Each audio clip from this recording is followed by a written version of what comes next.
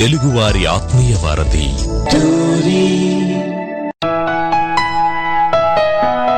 మానవ సమాజ పురోగతికి హేతుబద్ధత, జ్ఞానం, సత్యం, స్వేచ్ఛ, నీతి ముఖ్య అంశాలు. వీటిని ఆధారంగా చేసుకుంటూ భారత కాలమానం ప్రకారం ప్రతి ఆదివారం రాత్రి 9:30 గంటలకు టోరీ హ్యూమనిస్ట్ అవర్లో సమకాలీన సామాజిక అంశాలను, సాహిత్య సాంస్కృతిక అంశాలను మానవవాద కోణంలో చర్చించుకుందాం. రండి, మీ సంశయాలను, మీ అభిప్రాయాలను. తెలుగువారి ఆత్మీయ వారధి టోరీలో హ్యూమనిస్ట్ అర్త్ కార్యక్రమానికి స్వాగతం. ఈ కార్యక్రమాన్ని South Asian Humanist Association SAHA మరియు Babu Gogineni Humanist and Rationalist Arena Facebook group వారి సౌజన్యంతో మీ ముందుకు తీసుకొస్తోంది ఆర్జే సబీహా. వ్యూస్ మాతో డిస్కషన్ లో పార్టిసిపేట్ చేయాలి అనుకుంటే మన టోరీ స్కైప్ ఐడి ఏదైతే ఉందో TORI.LIVE live 1 కి కాల్ చేస్తే మీరు కూడా మాతో పార్టిసిపేట్ చేయొచ్చు. సో మనం last week cognitive bias series అనేది స్టార్ట్ చేసామండి. అందులో యాంకరింగ్ బయాస్ గురించి డిస్కస్ చేయడం జరిగింది. ఈ వీక్ అందులోనే ఇంకో 2 బయాసెస్ గురించి డిస్కస్ చేస్తున్నాం. అది availability heuristics and bandwagon గురించి డిస్కషన్ ఉండబోతుంది. అలాగే మన నెక్స్ట్ సెగ్మెంట్ ఏదైతే ఉంటుందో సినిమా సమీక్షలో థప్పడ్ మూవీ రివ్యూ ఉండబోతుంది. థప్పడ్ అన్నది ఒక హిందీ చలనచిత్రం 2020లో రిలీజ్ అయింది. చాలా కాంట్రవర్షియల్ మూవీ. నా వరకు 2020లో one of the best movie అని చెప్పొచ్చు.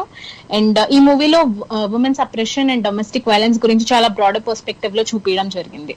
సో దాని గురించి కూడా డిస్కషన్ ఉండబోతుంది. అండ్ ఈ టాపిక్స్ లో మనతో ఈరోజు చర్చలో పాల్గొనడానికి మన రెగ్యులర్ గెస్ట్ గోవింద్ గారు ఉన్నారు, కాలిఫోర్నియా నుండి. అలాగే హైదరాబాద్ నుండి అడ్వకేట్ శ్రీకాంత్ చింతల గారు ఉన్నారు. అలాగే శరత్ తేజ సోమీనా గారు ఉన్నారు హైదరాబాద్ నుండి. వెల్కమ్ టు ద షో అండి. నమస్తే అండి సబీహా గారు. నమస్తే అండి శరత్ గారు, శ్రీకాంత్ గారు. నమస్తే. నమస్తే అండి. థ్యాంక్ యూ అండి. నమస్తే గోవింద్ గారు, శ్రీకాంత్ గారు. ఎస్, నమస్తే అండి. So let's move in to the show. Okay Govind గారు, లాస్ట్ వీక్ మనం యాంకరింగ్ గురించి చెప్పాం కదండి. So before moving in to the next bias ఏదైతే ఉందో అవైలబిలిటీ హ్యూరిస్టిక్, మీరు కాగ్నిటివ్ బయాస్ గురించి జస్ట్ ఒక చిన్న బ్రీఫ్ ఇస్తారా, so that the viewers can recollect? Yeah, తప్పకుండా అండి. మనం లాస్ట్ వీక్ అసలు మైండ్ అంటే ఏంటి, బ్రెయిన్ అంటే ఏంటి, అంటే మనకి మెదడు అంటే ఏంటి, తర్వాత ఏమో ఈ మైండ్ అనే దానికి చాలా మల్టిపుల్ మీనింగ్స్ ఉంటాయి అన్నమాట. అంటే మనం చాలా మంది ఒక హృదయం అని, లేకపోతే మనస్సు అని, బుద్ధి అని, ప్రజ్ఞ అని రకరకాల అర్థాలు ఉంటాయి. అంటే ఈ పర్యాయ పదాలు ఉంటాయి అన్నమాట. ముఖ్యంగా మనం తెలుసుకోవాల్సింది ఏంటంటే ఈ మనస్సు అనేది, ఈ మైండ్ అనేది, బ్రెయిన్ అనేది వేరు కాదు. ఈ రెండు ఆల్ టుగెదర్ కలిపే ఉంటాయి అన్నమాట. మనం స్పందన, మన హృదయం నుంచి స్పందన అంటారు, హృదయం స్పందించింది అంటారు. యాక్చువల్ గా మనకు స్పందించేది మనస్సు అంటే మైండ్ అనమాట. అంటే మన మైండ్ లో జరిగే రకరకాల కెమికల్ రియాక్షన్స్ ఏవైతే ఉన్నాయో వాటికి అనుగుణంగా మనం స్పందించేది ఏదైతే ఉందో అదే మనస్సు. హృదయము అనేది ఏంటంటే అది గుండెకు సంబంధించింది. It just like A pumping blood అంతే. అది ఒక పంప్ తప్ప దాంట్లోంచి మన ఆలోచనలు అనేది ఉండదు అనమాట.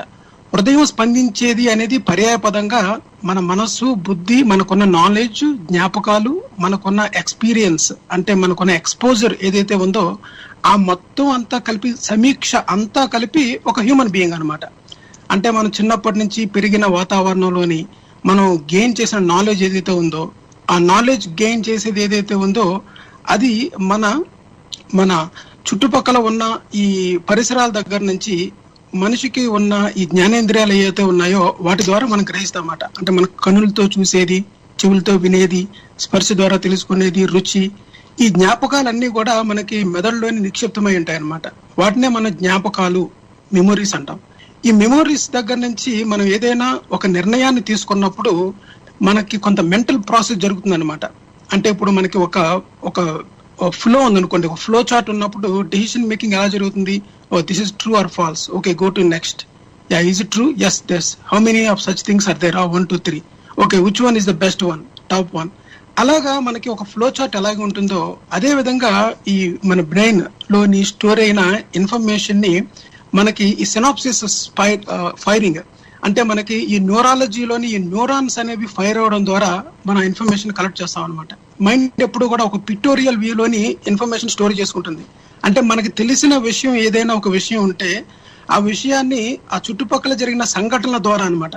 ఒకవేళ మనం కార్ ని రైట్ టర్న్ తిప్పామంటే అక్కడున్న స్టాప్ సైన్, అక్కడున్న ట్రీ, అక్కడ ఉన్న ఒక చిన్న బడ్డీ కొట్టు, అవి కూడా మనకి గుర్తుంటాయి అనమాట. ఆ ఇన్ఫర్మేషన్ అంతా ఇట్ ఆల్స్ టుగెదర్ రీకలెక్ట్ చేస్తుంది అనమాట. ఈ ప్రజ్ఞ ఏదైతే ఉందో, ఈ చైతన్య వ్యవస్థ, ఈ కాన్షియస్నెస్ లోని మనం తీసుకునే డెసిషన్స్ ఏవైతే ఉన్నాయో, ఈ డెసిషన్ మేకింగ్ చేసినప్పుడు మన బ్రెయిన్ లో కొన్ని వలరబిలిటీస్ ఉంటాయి అన్నమాట. అంటే కొన్ని పిట్ ఫాల్స్, అంటే కొంత లిమిటేషన్ ఉంటుంది. ఆ లిమిటేషన్ వల్ల ఏం చేస్తుందంటే మనం కొన్ని విషయాలకి చాలా త్వరగా స్పందించాల్సి వస్తుంది అనమాట. త్వరగా మనం స్పందించాల్సి వచ్చినప్పుడు ఏమవుతుందంటే మనం కొన్ని షార్ట్ కట్స్ ఫాలో అవుతాం, అంటే కొన్ని థంబ్ రూల్స్ అనమాట. ఈ మైండ్ ఫాలో అయ్యే ఈ షార్ట్ కట్స్ ఏవైతే ఉన్నాయో, ఈ త్వరితగతిని ఇన్ఫర్మేషన్ ని తీసుకురావడానికి మనం చేసే ఈ ప్రాసెస్, బ్రెయిన్ చేసే ప్రాసెస్ ఏదైతే ఉందో దాన్ని హ్యూరిస్టిక్స్ అంటామన్నమాట. అంటే ఏదైనా ఇన్ఫర్మేషన్ ని చాలా త్వరగా తీసుకురావడానికి it finds some short cuts. ఈ షార్ట్ కట్స్ ఫాలో అవడానికి కొన్ని రకాల నిర్దిష్టమైన కొన్ని పరిధులు ఉన్నాయి. ఆ పరిధులు ఏంటంటే, బ్రెయిన్ కి ఏదైనా ఇన్ఫర్మేషన్ ఉన్నప్పుడు మన షార్ట్ కట్ ఫాలో అవడం ద్వారా ఆ వచ్చే రిజల్ట్ ఏదైతే ఉందో అది ఆల్వేస్ నాట్ రైట్, అంటే ఇట్స్ నాట్ ఆల్వేస్ రేషనలిస్టిక్. నిజమైన రేషనలిస్టిక్ అప్రోచ్ లోని ఒక గోల్ ని అప్రోచ్ అవ్వాలి అంటే దానికి చాలా డేటా కావాలన్నమాట. For example election results, election లోని ఓటర్ ఏ విధంగా థింక్ చేస్తాడు అని తెలియాలి అంటే దానికి చాలా డేటా కలెక్ట్ చేయాలన్నమాట. దానికి మానసిక శాస్త్రం దగ్గర నుంచి అన్ని రావాలి. ఈ మెంటల్ షార్ట్ కట్స్ ని మన హ్యూరిస్టిక్స్ అంటామన్నమాట. ఆ హ్యూరిస్టిక్స్ ని ఫాలో అవడం ద్వారా మనం ఒక బయాస్డ్ గా మనం కంక్లూజన్ తీసుకుంటాం. దీన్నే మనం కాగ్నిటివ్ బయాసిస్ అంటామన్నమాట. ఈ కాగ్నిటివ్ బయాసిస్ అనే దాన్ని మనకి దీని ఇద్దరు రీసెర్చర్స్ ఉన్నారన్నమాట. అలాగే కన్నెమ్యాన్ అనే ఒక ఆయనను, అలాగే ట్రెవెస్కీ, వీళ్ళిద్దరూ కలిసి 1973లో చేసిన రీసెర్చ్ గాను అందులో ఒక ఆయన ముందుగా చనిపోయారు. ఆ తర్వాత కన్నెమ్యాన్ అయిన ఆయనకి నోబెల్ ప్రైజ్ వచ్చింది అనమాట. సో ఇటువంటి విషయాలన్నింటినీ కూడా మనం తీసుకునే నిర్ణయాలు పక్షపాతంగా ఉంటాయి. అంటే పర్సన్ ఈజ్ నాట్ బయాస్, అంటే అతను పక్షపాతి కాదు, కానీ మన మైండ్ పక్షపాతంగా తీసుకుంటుంది అనమాట. దీన్నే మనం హ్యూరిస్టిక్స్ అంటాం. ఈ మెంటల్ హ్యూరిస్టిక్స్ ఉన్నాయో, ఈ నిర్ణయాలు వచ్చేదాన్ని మనం ఒక బయాస్డ్ గా తీసుకుంటామో వాటిని కాగ్నిటివ్ బయాసిస్ అంటాం అన్నమాట. అందులో మొదటి దానికి మనం యాంకరింగ్ బయాస్ గురించి చెప్పుకున్నాం. అంటే ఏదైనా ఫస్ట్ ఇన్ఫర్మేషన్ మన మైండ్ లో సీడ్ చేస్తే మన మైండ్ అరౌండ్ దట్ థింక్ చేస్తుంది అనమాట. ఫర్ ఎగ్జాంపుల్ సాలరీ నెగోషియేషన్స్ కానీ, లేకపోతే cost of an shirt, T shirt, అలాగే కాస్ట్ ఆఫ్ ఎ కార్, ఒక ఇల్లు కానీ మనకి ముందు ఒక బేస్ లైన్, అంటే దాన్ని ఏమంటారు, దాన్ని హై వాటర్ మార్క్ కానీ ఒక లో వాటర్ మార్క్ కానీ సెట్ చేస్తే మన మైండ్ అంతకంటే వెనక్కి ముందుకు వెళ్ళదు అనమాట. దాన్ని యాంకరింగ్ బయాస్ అంటాం. అలాగే ఈ రోజు మనం మిగతా బయాసెస్ గురించి మాట్లాడుకోబోతున్నాం. అది క్లుప్తంగా మనం లాస్ట్ వీక్ చెప్పుకుందాం. అవును. సో ఈ రోజు మనం first bias availability heuristic bias గురించి మాట్లాడుకుందాం. So first of all availability అంటే మనకున్న ఇన్ఫర్మేషన్ ని బేస్ చేసుకొని దాన్ని ఓవర్ గా ఎస్టిమేట్ చేసుకొని దాని మీద డెసిషన్ తీసుకోవడం అని మన డెఫినేషన్ ప్రకారం చెప్పొచ్చు. అండ్ గోవింద్ గారు దీన్ని ఒక present day scenarios and examples దాన్ని బాగా ఎక్స్ప్లెయిన్ చేయగలరా? షూర్, తప్పకుండా అండి. అవైలబిలిటీ అంటే ఏంటంటే మన మదిలో మెదిలే తక్షణమైన ఉదాహరణలు ఏవైతే ఉన్నాయో ఆ ఉదాహరణలను తీసుకునే మనం ప్రపంచంలో ఉన్నవి అవే ఉదాహరణలు, అంతకంటే లేవు. అంటే mind is unable to think anything beyond that. అంటే మనకు అంత గుర్తుకు రావు అనమాట. అంటే మన మదిలో తక్షణంగా మెదిలే ఇమీడియట్ ఎగ్జాంపుల్స్ ఏవైతే ఉన్నాయో ఆ ఎగ్జాంపుల్స్ దగ్గర నుంచే మనం నిర్ణయాలు చేయడం ప్రారంభిస్తాం అనమాట. ఫర్ ఎగ్జాంపుల్ మనకి ఎవరైనా ఒక ప్రశ్న అడిగారు అనుకోండి, అంటే ఎలాంటిదంటే ఎక్కువ యాక్సిడెంట్స్, ఎక్కువ అంటే రిస్కీ జాబ్ ఏది? ఒక లాగర్, అంటే ఇలా కట్టెలు కొట్టుకోవడము, అంటే ఎక్కువగా ఈ ట్రీస్, ఫారెస్ట్ లోని ట్రీస్ ని కట్ చేసి లాగర్ అంటారు అన్నమాట వాళ్ళని. ఇటువంటి మన అడితి అంటారు, లేకపోతే చెక్కలతోని పనిచేసి ఈ చెట్లను కొట్టి తీసుకొచ్చి అమ్మే పని అనమాట. అది ఎక్కువ రిస్కీ జాబా, పోలీస్ ఆఫీసర్ ఎక్కువ రిస్క్ జాబా అని మనం ప్రశ్న అడిగినప్పుడు మన జడ్జిమెంట్ ఎలా ఉంటుంది అంటే police officer is risky job అని చెప్తాం.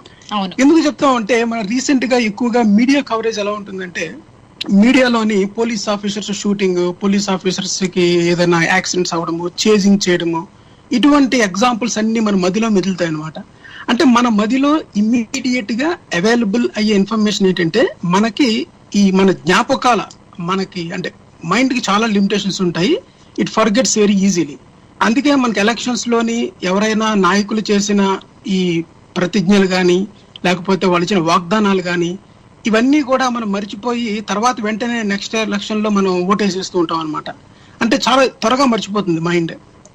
అదే విధంగా మనకి ఈ పోలీస్ ఆఫీసర్ ఇన్ఫర్మేషన్ మనకి ఎందుకు వస్తుంది అంటే ఈ మీడియాలోని అక్కడ మనం చూసిన ఇమీడియట్ మనకి ఉన్న ఈ జ్ఞాపకాలను బట్టి మనం ఏమనుకుంటామంటే పోలీస్ ఆఫీసర్ రిస్కీ జాబ్ అనుకుంటాం, కానీ ఇన్ రియాలిటీలోని logger is more riskier than the police officer job. ఎక్కువ మంది ఎక్కువ యాక్సిడెంట్స్ జరుగుతాయి అనమాట ఈ జాబ్ లో ఉన్నప్పుడు. సో మన మైండ్ లో వచ్చిన జ్ఞాపకాలను బట్టి మన జడ్జిమెంట్ బయాస్డ్ గా చేస్తుంది అనమాట. ఇది ఒక ఉదాహరణ అవైలబిలిటీ హ్యూరిస్టిక్స్ లోని. అదే విధంగా ఎడ్యుకేషన్ లో కూడా మనం చాలా తీసుకోవచ్చు.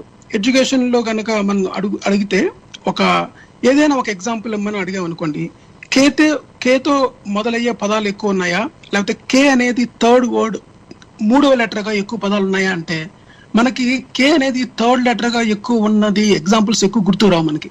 కేతో చాలా ఉన్నాయి కదా, కింగ్ ఉంది, కింగ్డమ్ ఉంది, కైట్ ఉందని మనకి త్వరగా ఎగ్జాంపుల్స్ వచ్చినప్పుడు మనం కే అని చెప్తాం అనమాట. కానీ మనం రియాలిటీగా చూసుకుంటే కే థర్డ్ లెటర్స్ తో ఎక్కువగా వర్డ్స్ ఉంటాయి.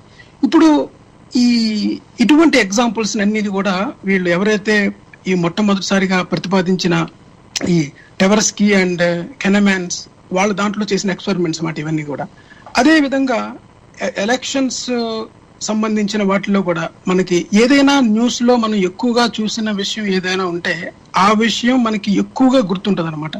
అందువల్ల మన నిర్ణయాలన్నీ కూడా రీసెంట్ గా చూసిన విషయాలు ఏవైతే ఉన్నాయో ఆ విషయాలకి అనుగుణంగా మనం స్పందిస్తాం.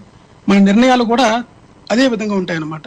సో మన మైండ్ లోని అవైలబుల్ ఇన్ఫర్మేషన్ ఏదైతే ఉందో ఆ ఇన్ఫర్మేషనే రైట్ ఇన్ఫర్మేషన్. ఆ ఇన్ఫర్మేషన్ కి అనుగుణంగానే మనం స్పందించడం నిర్ణయాలు తీసుకుంటాం కనుక అది రేషనలిస్టిక్ గా నాట్ ఏ రైట్ అప్రోచ్. అంటే మనిషి బేసిక్ గా రేషనలిస్ట్ అని, అంటే వీఆర్ రేషనల్ యాక్టర్స్ అంటారు. రేషనల్ యాక్టర్స్ అని ఎందుకంటారంటే మనిషి సహజంగా హేతువాది. అది అంటే ఏ ఎక్స్టర్నల్ ప్రభావం లేనప్పుడు హేతువాదంగా మనం బ్రెయిన్ ఆలోచిస్తుంది అనమాట. కానీ మనం ఆల్వేస్ రేషనలిస్టిక్ అంటే no, we are not always rationalistic. ఎందుకంటే ఈ మైండ్ కి ఉన్న ఈ పిట్ ఫాల్స్ అండ్ వల్నరబిలిటీస్ ఏవైతే ఉన్నాయో దాని ద్వారా మనం రేషనల్ గా ఆలోచిస్తున్నాం అనుకునే చాలా మంది ఈ కన్ఫర్మేషన్ ఈ కాగ్నిటివ్ బయాసిస్ లోని పడి ఈ హ్యూరిస్టిక్స్ ఏవైతే ఉన్నాయో షార్ట్ కట్స్ ద్వారా మనం తరచూ ఇర్రేషనల్ గా వ్యవహరిస్తాము అన్నది మన ఈ సైకాలజీలోని ఎక్స్పెరిమెంటల్ ద్వారా మనం నిరూపించింది అనమాట. మనము అంటే సైంటిఫిక్ ఎక్స్పెరిమెంట్స్ సైన్స్ నిరూపించిన విషయాలు. మానవులకి రేషనల్ గా ఆలోచించే గుణం సహజంగా ఉన్నా సరే ఈ మనకి ఉన్న ఈ ఎమోషన్స్ కానీ లేకపోతే ఎక్స్పోజర్ ని బట్టి కానీ ఈ చుట్టూ ఉన్న సమాజం లేదా కల్చరల్ దాన్ని బట్టి మనం ఎక్కువగా ఇర్రేషనల్ డెసిషన్స్ తీసుకుంటాం అనేది మన మెయిన్ ఫోకస్ అనమాట. యాక్చువల్ గా కాగ్నిటివ్ బయాసిస్ లోని మనం తెలిసింది ఏంటంటే మనం రేషనలిస్టిక్ అనుకున్నా సరే ఒక్కొక్కసారి ఇర్రేషనల్ గా ప్రవర్తించడానికి కారణం ఏంటంటే ఈ హ్యూరిస్టిక్స్ అనేవి ఇన్ఫ్లుయెన్స్ వల్ల మనం షార్ట్ కట్స్ ఫాలో అవడం ద్వారా ఇర్రేషనల్ డెసిషన్స్ తీసుకుంటాం అన్నమాట. అందులో అవైలబిలిటీ అనేది మనకి ఉన్న ఎక్స్పోజర్ ని బట్టి, మనం రీసెంట్ గా చూసిన న్యూస్, మీడియా, ఇతరులు మనకి చెప్పిన విషయాలను బట్టి మనం అవైలబిలిటీ హ్యూరిస్టిక్స్ ఈ బారిన పడి మనం ఫైనల్ జడ్జిమెంట్ రాంగ్ వేస్తాం అనమాట. ఓకే, సో శరత్ తేజ గారు, ఇప్పుడు ఈ ఇన్ఫర్మేషన్ ఏదైతే మనకు వస్తుంది అని చెప్పారు కదా, అది మనం చూసిన తర్వాతనైనా లేకపోతే ఎవరు మనకి డెలివర్ అయిన ఇన్ఫర్మేషన్ లేకపోతే మనం తెలుసుకున్న ఇన్ఫర్మేషన్ వల్ల ఎఫెక్ట్ ఉంటుందంటారా? ఇది చాలా గమ్మత్తైన హ్యూరిస్టిక్ అండి. హ్యూరిస్టిక్ అంటే షార్ట్ కట్, గోవింద్ గారు చెప్పినట్టు. అంటే ఏంటంటే మనకి అంటే మామూలుగా దీన్ని ఎట్లా ఫార్మలైజ్ చేస్తారంటే మనుషులు అందరూ రెండు రకాలుగా ఆలోచిస్తారని చెప్పని మన డానియల్ కానిమన్ గారు అలాగే ఎంఎస్ ట్వెర్స్కీ వాళ్ళు దాన్ని కేటగరైజ్ చేశారనమాట. సో ఈ హ్యూరిస్టిక్స్ బయాసెస్ మీద ఎక్కువ ప్రప్రథమంగా రీసెర్చ్ చేసి ఫార్మలైజ్డ్ గా దీన్ని ఎస్టాబ్లిష్ చేసిన వాళ్ళలో వాళ్ళు ఉన్నారు. వారికి దానికి గాను నోబెల్ పురస్కారం కూడా వచ్చింది. ఎకనామిక్స్ లో దీన్ని వాడారు కాబట్టి ఎకనామిక్స్ లో నోబెల్ పురస్కారం కూడా రావడం జరిగింది కానిమన్ గారికి. ట్వెర్స్కీ గారు అప్పటికి బతికిలేరు, ఆయన జీవించలేరు కాబట్టి ఆయనకి రాలేదు. ఇద్దరు చేసిన రీసెర్చ్ కి వచ్చింది అనమాట. మీరు చూస్తే అంటే వాళ్ళు ఏమంటారంటే ఆయన అంటే జనరల్ గా ఫార్మలైజ్డ్ గా చెప్పేది ఏంటంటే మనుషులు రెండు రకాలుగా ఆలోచిస్తారు. దాన్ని ఒక రకాన్ని సిస్టమ్ 1 అంటారు, ఇంకొక రకాన్ని సిస్టమ్ 2. అంటే సిస్టమ్ 1 థింకింగ్ ఉంటుంది, సిస్టమ్ 2 థింకింగ్ ఉంటుంది అనమాట. సిస్టమ్ 2 థింకింగ్ ఏంటో ముందు చెప్తాం. సిస్టమ్ 2 థింకింగ్ అంటే ఏంటంటే జాగ్రత్తగా ఆలోచించడం అనమాట. అంటే తార్కికంగా, అంటే కంగారు పడకుండా నిదానంగా స్టెప్ బై స్టెప్, అంటే ఒక పద్ధతిలో ఆలోచన చేయడం. సాధారణంగా ఇలా ఆలోచన చేయడంలో మనం స్కూల్లో నేర్చుకున్నవో లేకపోతే మనకి తెలిసినవో తార్కికంగా అంటే లాజికల్ గా ఆలోచించడం అనమాట. అది సిస్టమ్ 2. సిస్టమ్ 1 ఏంటంటే మనకి ఏదైనా చూసినప్పుడు ఇమీడియట్ గా కలిగే ఒక స్పందన, అంటే ఆ రియాక్షన్ ఒకటి ఎమోషనల్ గా కలిగిన దాన్ని బట్టి తీసుకునే ఒక తరహా నిర్ణయం అనమాట. సో దాన్ని సిస్టమ్ 1 థింకింగ్ అంటాం. సో మనం అందరం అనుకోవచ్చు అంటే ఏమనంటే సిస్టమ్ 1 థింకింగ్ అనేది రియాక్టివ్ గా ఉంటుంది, ఎమోషనల్ గా ఉంటుందని. కరెక్టే. దాంట్లో కూడా ఒక ప్యాటర్న్ ఉంటుంది. సో అది కూడా ఒక పద్ధతి ప్రకారం జరుగుతుంది. అంటే దానిలో కూడా కొన్ని రకాల you can categorize it and you can try to understand. దాన్ని జనరలైజ్ చేయొచ్చు. అంటే అందరు మనుషులు కొన్ని రకాల పిట్ ఫాల్స్ చేస్తాం అని చెప్పాను. సో దాంట్లో ఒకటి ఇందాక మనకి గోవింద్ గారు వివరించిన అవైలబిలిటీ హ్యూరిస్టిక్. అంటే ఏంటంటే ఇక్కడ ఇది సమాచారానికి సంబంధించిన అంశం అన్నమాట. ఇప్పుడు అంటే ఇప్పుడు ఎవరు ఏ విషయం గురించి ఆలోచించినా ఉన్న సమాచారం ఏమిటి అన్నది కొంత స్ఫురణలోకి తెచ్చుకుని దానికి అనుగుణంగా ఒక భావన వ్యక్తీకరించడం, లేకపోతే ఒక రకమైన ఒపీనియన్ ఫ్రేమ్ చేసుకోవడం, లేకపోతే ఒక నిర్ణయం తీసుకోవడం జరుగుతూ ఉంటుంది. ఇప్పుడు ఉదాహరణకి ఇప్పుడు నేను ఒక ఎగ్జాంపుల్ ఇస్తాను. కొన్ని సంవత్సరాల క్రితం, అంటే ఒక 8 సంవత్సరాల క్రితం ఆంధ్రప్రదేశ్ తెలంగాణలో పెద్ద యాక్సిడెంట్ అయింది, బస్సు యాక్సిడెంట్. హైదరాబాద్ నుంచి షిరిడి వెళ్తున్న బస్సు ఒకటి అక్కడ మన మహారాష్ట్రలో పడిపోయి అందులో ఉన్న వాళ్ళందరూ చనిపోయారు. ఒక 2, 3, 4 ఎంతమందో సర్వైవ్ అయ్యారు. సో దాని తర్వాత మీరు చూస్తే ప్రైవేట్ బస్సులకి జనాలు తీసుకునే టికెట్లు తగ్గిపోయి అమాంతంగా. సో అంటే ఏంటి, ఇమ్మీడియట్ గా యాక్సిడెంట్ అయింది, అది చాలా ప్రాచుర్యంలోకి వచ్చింది. నెంబర్ 1. సో అదేంటంటే ఇమ్మీడియట్, ఇది ఒక రకమైన ఇది అవైలబిలిటీ హ్యూరిస్టిక్ లో ఇదొక ఎగ్జాంపుల్ అనమాట. అంటే ఏంటంటే మనం ఇమ్మీడియట్ గా ఏం పర్సీవ్ చేస్తున్నాం ఒక దాని గురించి, అంటే ఒక విషయం గురించి మనకి అర్జెంట్ గా ఎట్లాంటి అవగాహన వచ్చింది దాని గురించి ఆలోచించినప్పుడు అన్న దాన్ని బట్టి అనుగుణంగా నిర్ణయం తీసుకోవడం అనమాట. సో ఇప్పుడు ఇమ్మీడియట్ ఇన్ఫర్మేషన్ అవైలబుల్ గా ఏదైతే మనం ఉందని అనుకుంటున్నామో అది ఓవరాల్ గా వాస్తవాన్ని ప్రతిబింబించాల్సిన అవసరం లేదు. అంటే మనం చూస్తే ఇప్పుడు బస్ యాక్సిడెంట్స్ ఏవైతే అవుతున్నాయో by and large bus accidents అంటే ప్రత్యేకంగా అప్పుడు అవ్వడం వల్ల సడన్ గా బస్ యాక్సిడెంట్స్ కి రిస్క్ ఏం పెరిగిపోలే. అంటే if you look at it immediate గా చూసుకుంటే. ఇంకొక ఎగ్జాంపుల్ ఏంటంటేనండి, ఫ్లైట్స్ దగ్గర ఒకటి ఇది బాగా వర్తిస్తుంది ఈ ట్రావెల్ లో. ఏంటంటే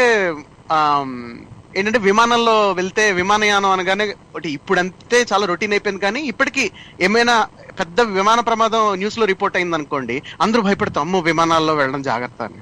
కానీ వాస్తవానికి చూస్తే ఫ్లైట్ అనేది it's the safest way of transportation. విమానాల్లో మీకు ప్రయాణిస్తున్న వాళ్ళు, చనిపోతున్న వాళ్ళు మీరు నిష్పత్తి చూస్తే, అంటే చనిపోతున్న వాళ్ళు వర్సెస్ ఎంతమంది పర్సెంటేజ్ చనిపోతున్నారు అని చూస్తే ప్రయాణం చేస్తున్న వాళ్ళలో that is the lowest among all modes of transportation చూస్తే కనుక. కాబట్టి అంటే కానీ పొలంలో పిడుగుపడి చనిపోవడానికి ఎక్కువ అవకాశం ఉంటుంది ఒక్కొక్కసారి వర్షం వచ్చినప్పుడు ఫ్లైట్ తో కంపేర్ చేస్తే. దాంతో కంపేర్ చేస్తా ఎగ్జాక్ట్లీ. సో దాంతో కంపేర్ చేస్తే ఇంకొన్ని మీరు నాకు తెలిసి ఒక ప్రాంతంలో హైదరాబాద్ లో మ్యాన్ హోల్ లో పడి వర్షం వచ్చినప్పుడు చనిపోయే అవకాశాలు ఇంకా ఎక్కువ ఉండేవేమో ఫ్లైట్ లో చనిపోవడం కన్నా. సో అంటే compare the actual risk numbers compare చేస్తే కనుక మనకి అర్థమయ్యేది. అది మీరు చూసారో లేదో, సూపర్ మ్యాన్ సినిమా ఉంటుంది పాతది, క్రిస్టోఫర్ రీవ్స్ కానీ లేకపోతే ఈ మధ్య రీబూట్ చేసిన మ్యాన్ ఆఫ్ స్టీల్ లో కానీ ఈ సీన్ ఉంటుంది. ఒక విమానం ప్రమాదంలోకి వెళ్ళిపోతే ఏదో పిడుగుపడి ఏదో లైట్నింగ్ వచ్చేస్తే సూపర్ మ్యాన్ వెళ్ళి కాపాడతాడు అనమాట. కాపాడేస్తాడు అందరినీ, ఫ్లైట్ ని ఎత్తేసి పట్టుకుని కాపాడి చివరికి లైన్ చెప్తాడు అనమాట. ఏమనంటే ప్యాసింజర్స్ అందరికి, ఇది జరిగినా సరే మీరు ఫ్లైట్ ట్రావెల్ అనేది రిస్క్ అనుకోకండి, flight travel is still the safest of all travel options అని చెప్తాడు సూపర్ మ్యాన్. పాత క్రిస్టోఫర్ రీవ్ సినిమాలో చెప్తాడు, ఈ మధ్య చేసిన రిబూట్ లో కూడా చెప్తాడు. సో అంటే ఇది చాలా పాపులర్ ఎగ్జాంపుల్. ఏంటంటే ఫ్లైట్ ట్రావెల్ అనేది చాలా రిస్కీ అని చెప్పని పర్సీవ్ అవ్వడం, హైజాక్ ఇన్సిడెంట్స్ వల్ల కానీ లేదా ఇలాంటివి అవ్వడం కానీ. ఇంకొక రిలవెంట్ ఎగ్జాంపుల్ ఏంటంటే ఈ కరోనా వైరస్ పానిక్ అనమాట. అంటే మీరు చూస్తే కరోనా వైరస్ వల్ల అంటే చనిపోతున్నారు జనాలు, రిస్క్ ట్రాన్స్మిషన్ ఉంది. కానీ పానిక్ ఏదైతే ఉందో, ఉదాహరణకి ఇప్పుడు శానిటేషన్ విషయంలో ఇప్పుడు ప్రతి దాన్ని శానిటైజ్ చేయాలన్న ఒక పానిక్ ఏదైతే ఉందో దాంట్లో మీరు చూస్తే కనుక అంటే ప్రపంచంలో రోగాలు ఎక్కువైపోతున్నాయి అన్న ఒక భావన కానీ, లేకపోతే చూడండి కొంతమంది క్యాన్సర్ ఎక్కువ వ్యాప్తి చెందుతోందన్న భావన కానీ, ఇలాంటివి ఏవైతే ఉంటాయో అంటే ఇవి ఎక్కువ రిపోర్ట్ అవుతాయి కాబట్టి, అంటే మన చుట్టూ ఉన్న ప్రపంచంలో ఎక్కువ వింటుంటాం కాబట్టి వాటి నుండి ఉన్న రిస్క్ అనేది చాలా ఎక్కువగా మనం పర్సీవ్ చేస్తుంటాం. సో కానీ వాస్తవానికి ఏంటంటే క్యాన్సర్ వచ్చి చనిపోవడం కన్నా ఏదో ఒక కార్డియాక్ డిసీజ్ వచ్చి చనిపోవడానికి అవకాశాలు చాలా ఎక్కువ ఉంటాయి. So people should be worried more about their weight. అంటే సెలబ్రిటీస్ కి చాలా మంది క్యాన్సర్ వచ్చి చనిపోయారు కాబట్టి వాళ్ళు ఒక ప్రీ కన్సీవ్ నోషన్ పెట్టుకుంటారు అన్నమాట, క్యాన్సర్ ఈస్ మోర్ డేంజరస్ అని చెప్పి. కానీ దానికన్నా యాక్చువల్లీ అంటే ఒక విషయం అండి దీంట్లో ఏంటంటే కవరింగ్ ద రేర్ న్యూస్, ఏదైతే స్టాటిస్టికల్ గా రేర్ న్యూస్ ఉందో దానికి లార్జ్ కవరేజ్ దొరికినప్పుడు అదే ఎక్కువ అవైలబిలిటీలో జనాల మధ్యలో మిగులుతుంది కనుక, ఎగ్జాంపుల్ మీడియా కవరేజ్, దానికి ఎక్కువ ప్రాముఖ్యత ఇచ్చి స్టాటిస్టికల్ గా దాన్ని టాప్ ర్యాంక్ కి తీసుకెళ్తుంది అనమాట మైండ్. ఇంకొక పాపులర్ ఎగ్జాంపుల్స్ ఏంటంటేనండి మన ఈ టెర్రరిజం పానిక్. అంటే ఇప్పుడు అంటే టెర్రరిజం అన్న చాలా విజృంభించేస్తుంది అన్న ఒక ఏదైతే ఒక పాపులర్ ఒపీనియన్ ఉంటుందో అది వాస్తవానికి మీరు చూస్తే టెర్రరిజం కన్నా కొన్ని వందల రెట్ల మంది ఎక్కువ మంది రోడ్ యాక్సిడెంట్ లో చనిపోతారు if you look at it, అంటే if you look at numbers. కానీ థ్రెట్ అనేది ఎక్కువ, terrorism is more like perceived threat కింద ఎక్కువ ఉంటుంది. ఎందుకంటే లార్జ్లీ ఎందుకంటే అది న్యూస్ లో ఎక్కువ నడుస్తుంటది కాబట్టి. ఇంకొకటి ఏంటంటే ఎక్కువ చాలా హై లెవెల్లో ఉన్న పొలిటికల్ లీడర్స్ టెర్రరిజం గురించి మాట్లాడతారు కాబట్టి దాన్ని ఎక్కువ థ్రెట్ గా దాన్ని పెర్సీవ్ చేస్తారు. కానీ వాస్తవానికి మీరు నేను ఇంకా మన చుట్టూ ఉన్న వాళ్ళని పెద్ద దాని గురించి చేసేదేం లేదు కూడా, అంటే if you look at it. And at the same time మీరు రోడ్ యాక్సిడెంట్స్ యాక్చువల్ గా జరగకుండా ఎక్కువ చేయగలుగుతాం సివిలియన్స్ గా. సో యాజ్ సివిలియన్స్ అంటే ఒక మామూలు సాధారణ పౌరులుగా రోడ్ సేఫ్టీ గురించి ఎక్కువ మనం వరీ అవడం అనేది it makes more sense in terms of decision making and bringing results. ఇప్పుడు మీరు నేను టెర్రరిజం గురించి ఆలోచన చేసేదే ఉండదు. But in fact even looking at the numbers, terrorism కన్నా other things are at more risk. అంటే జనాలు చనిపోవడం అనేది, లాస్ ఆఫ్ లైఫ్ అనేది వేరే విషయాల్లో ఎక్కువ రిస్క్ ఉంటుంది. అలాగే యాంటీ ఇమిగ్రేషన్ రెటారిక్ ఎక్కువ చూస్తుంటాం. అంటే ఇప్పుడు ఎక్కువ ఇది పాశ్చాత్య దేశాల్లో చూస్తుంటాం, అమెరికాలో కానీ యూరోప్ లో కానీ ఏంటంటే వలసకు వచ్చిన వాళ్ళందరూ ఇక్కడ సంస్కృతిని పాడు చేసేస్తున్నారనో, లేకపోతే ఆ వలసకు వచ్చిన వాళ్ళల్లో ఎక్కువ మంది స్పెసిఫిక్ గా ముస్లిం దేశాల నుంచి వచ్చిన వాళ్ళు వాళ్ళ స్త్రీల పట్ల వాళ్ళకి చాలా దరిద్రమైన ఒపీనియన్స్ ఉంటాయి, బై అండ్ లార్జ్ ఉంటాయన్న ఒక ప్రిజుడిస్ ఏదైతే ఉంటుందో అది కూడా అంతే. ఎందుకంటే ఇట్లాంటి వాటిల్లో బాగా ఎక్స్ట్రీమ్ ఎగ్జాంపుల్స్ ఎక్కువ రిపోర్ట్ చేయడం జరుగుతుంది మనకి న్యూస్ లో. సో దానివల్ల ఏంటంటే ఓవరాల్ గా ఒక పర్సెప్షన్ అనేది జరుగుతుంది. సో ఇది కూడా ఒక ప్రిజుడిసెస్ కూడా, అంటే ఇలాంటి పక్షపాతాలు ఏవైతే ఉంటాయో, అంటే ఒకళ్ళ మీద ఒపీనియన్స్ ఎట్లాగైతే వేస్తారో అవి కూడా బాగా అవైలబిలిటీ హ్యూరిస్టిక్ వల్ల జరుగుతూ ఉంటాయని మనకి అర్థం అవుతూ ఉంటుంది. ఇప్పుడు సోషల్ మీడియాలో చూడండి, సోషల్ మీడియాలో ఎంత పోలరైజింగ్ గా మాట్లాడుకుంటారు కదా ప్రతి విషయం మీద, ప్రతి టాపిక్ మీద. బట్ పాయింట్ ఏమవుతుందంటే అది సీరియస్లీ ఒక నిజమైన as if it represents the whole thing అన్న ఒక టైప్ ఆఫ్ అవైలబిలిటీ హ్యూరిస్టిక్, అంటే ఆ ఒక పిట్ ఫాల్ అనేది చేస్తుంటారు అన్నమాట. ఇప్పుడు మీరు సోషల్ మీడియా అంటే నాకు ఒక ఎగ్జాంపుల్ గుర్తొచ్చింది. ఇప్పుడు రీసెంట్ గా మర్కజ్ ఈవెంట్ అన్నది జరిగింది, అందరికీ తెలిసిన విషయమే. సో అది మీడియాలో ఎంత హైలైట్ చేయడం వల్ల అసలు కరోనా వైరస్ ఇండియాకి రావడానికి కారణమే మర్కజ్ అన్నట్టు దాన్ని బాగా జనాలు ఒక లెవెల్లో థింక్ చేయడం జరిగింది. సో ఇది కూడా దాని కిందే వస్తుంది అంటారా? వస్తుందండి, వచ్చింది. తర్వాత ఏం చేశారంటే ఇది ఈ టైప్ పర్సెప్షన్ రావడం మంచిది కాదు అని చెప్పి మీడియా అవుట్లెట్స్ కూడా కొంచెం ఆదేశాలు ఇవ్వడం జరిగింది. అలాగే ప్రభుత్వం కూడా దీన్ని అంత హైలైట్ చేయడం, అంటే దాన్ని ఎంత ప్రపోర్షన్ లో హైలైట్ చేయాలో అంత ప్రపోర్షన్ లో చేయడం మొదలు పెట్టింది. సో అందుకని చూపిస్తాను మీరు. ఇంకొకటి ఏంటంటే ఒక ఇంపార్టెంట్ ఎగ్జాంపుల్ ఇది క్రైమ్ విషయంలో అన్నమాట. నేను ఒక ఎగ్జాంపుల్ ఇస్తాను. అత్యాచారాల విషయంలో మనం చూడండి, అత్యాచారాలు అంటే మనం దేనికి భయపడతాం? ఆడపిల్లని బయటికి పంపించడానికి భయపడుతున్నాం అని వింటుంటాం కదా. ఆడపిల్లని బయటికి పంపించడానికి భయపడడం అంటే ఏంటంటే మనకి తెలియని వ్యక్తులు రేప్ చేస్తారని, అత్యాచారం జరుగుతుంది. దిశ కేసులో అయినట్టు, నిర్భయ కేసులో అయినట్టు. కానీ మీరు అంకెలు చూస్తే అత్యాచారాలు అత్యాచారాలు రిపోర్ట్ అవుతున్న వాటిల్లో ఎవరి మీద జరుగుతుంది, మహిళలకి తెలియని వారు చేసే అత్యాచారాల కన్నా తెలిసిన వారు చేసే అత్యాచారాలు కొన్ని రెట్లు ఎక్కువ. Look at it.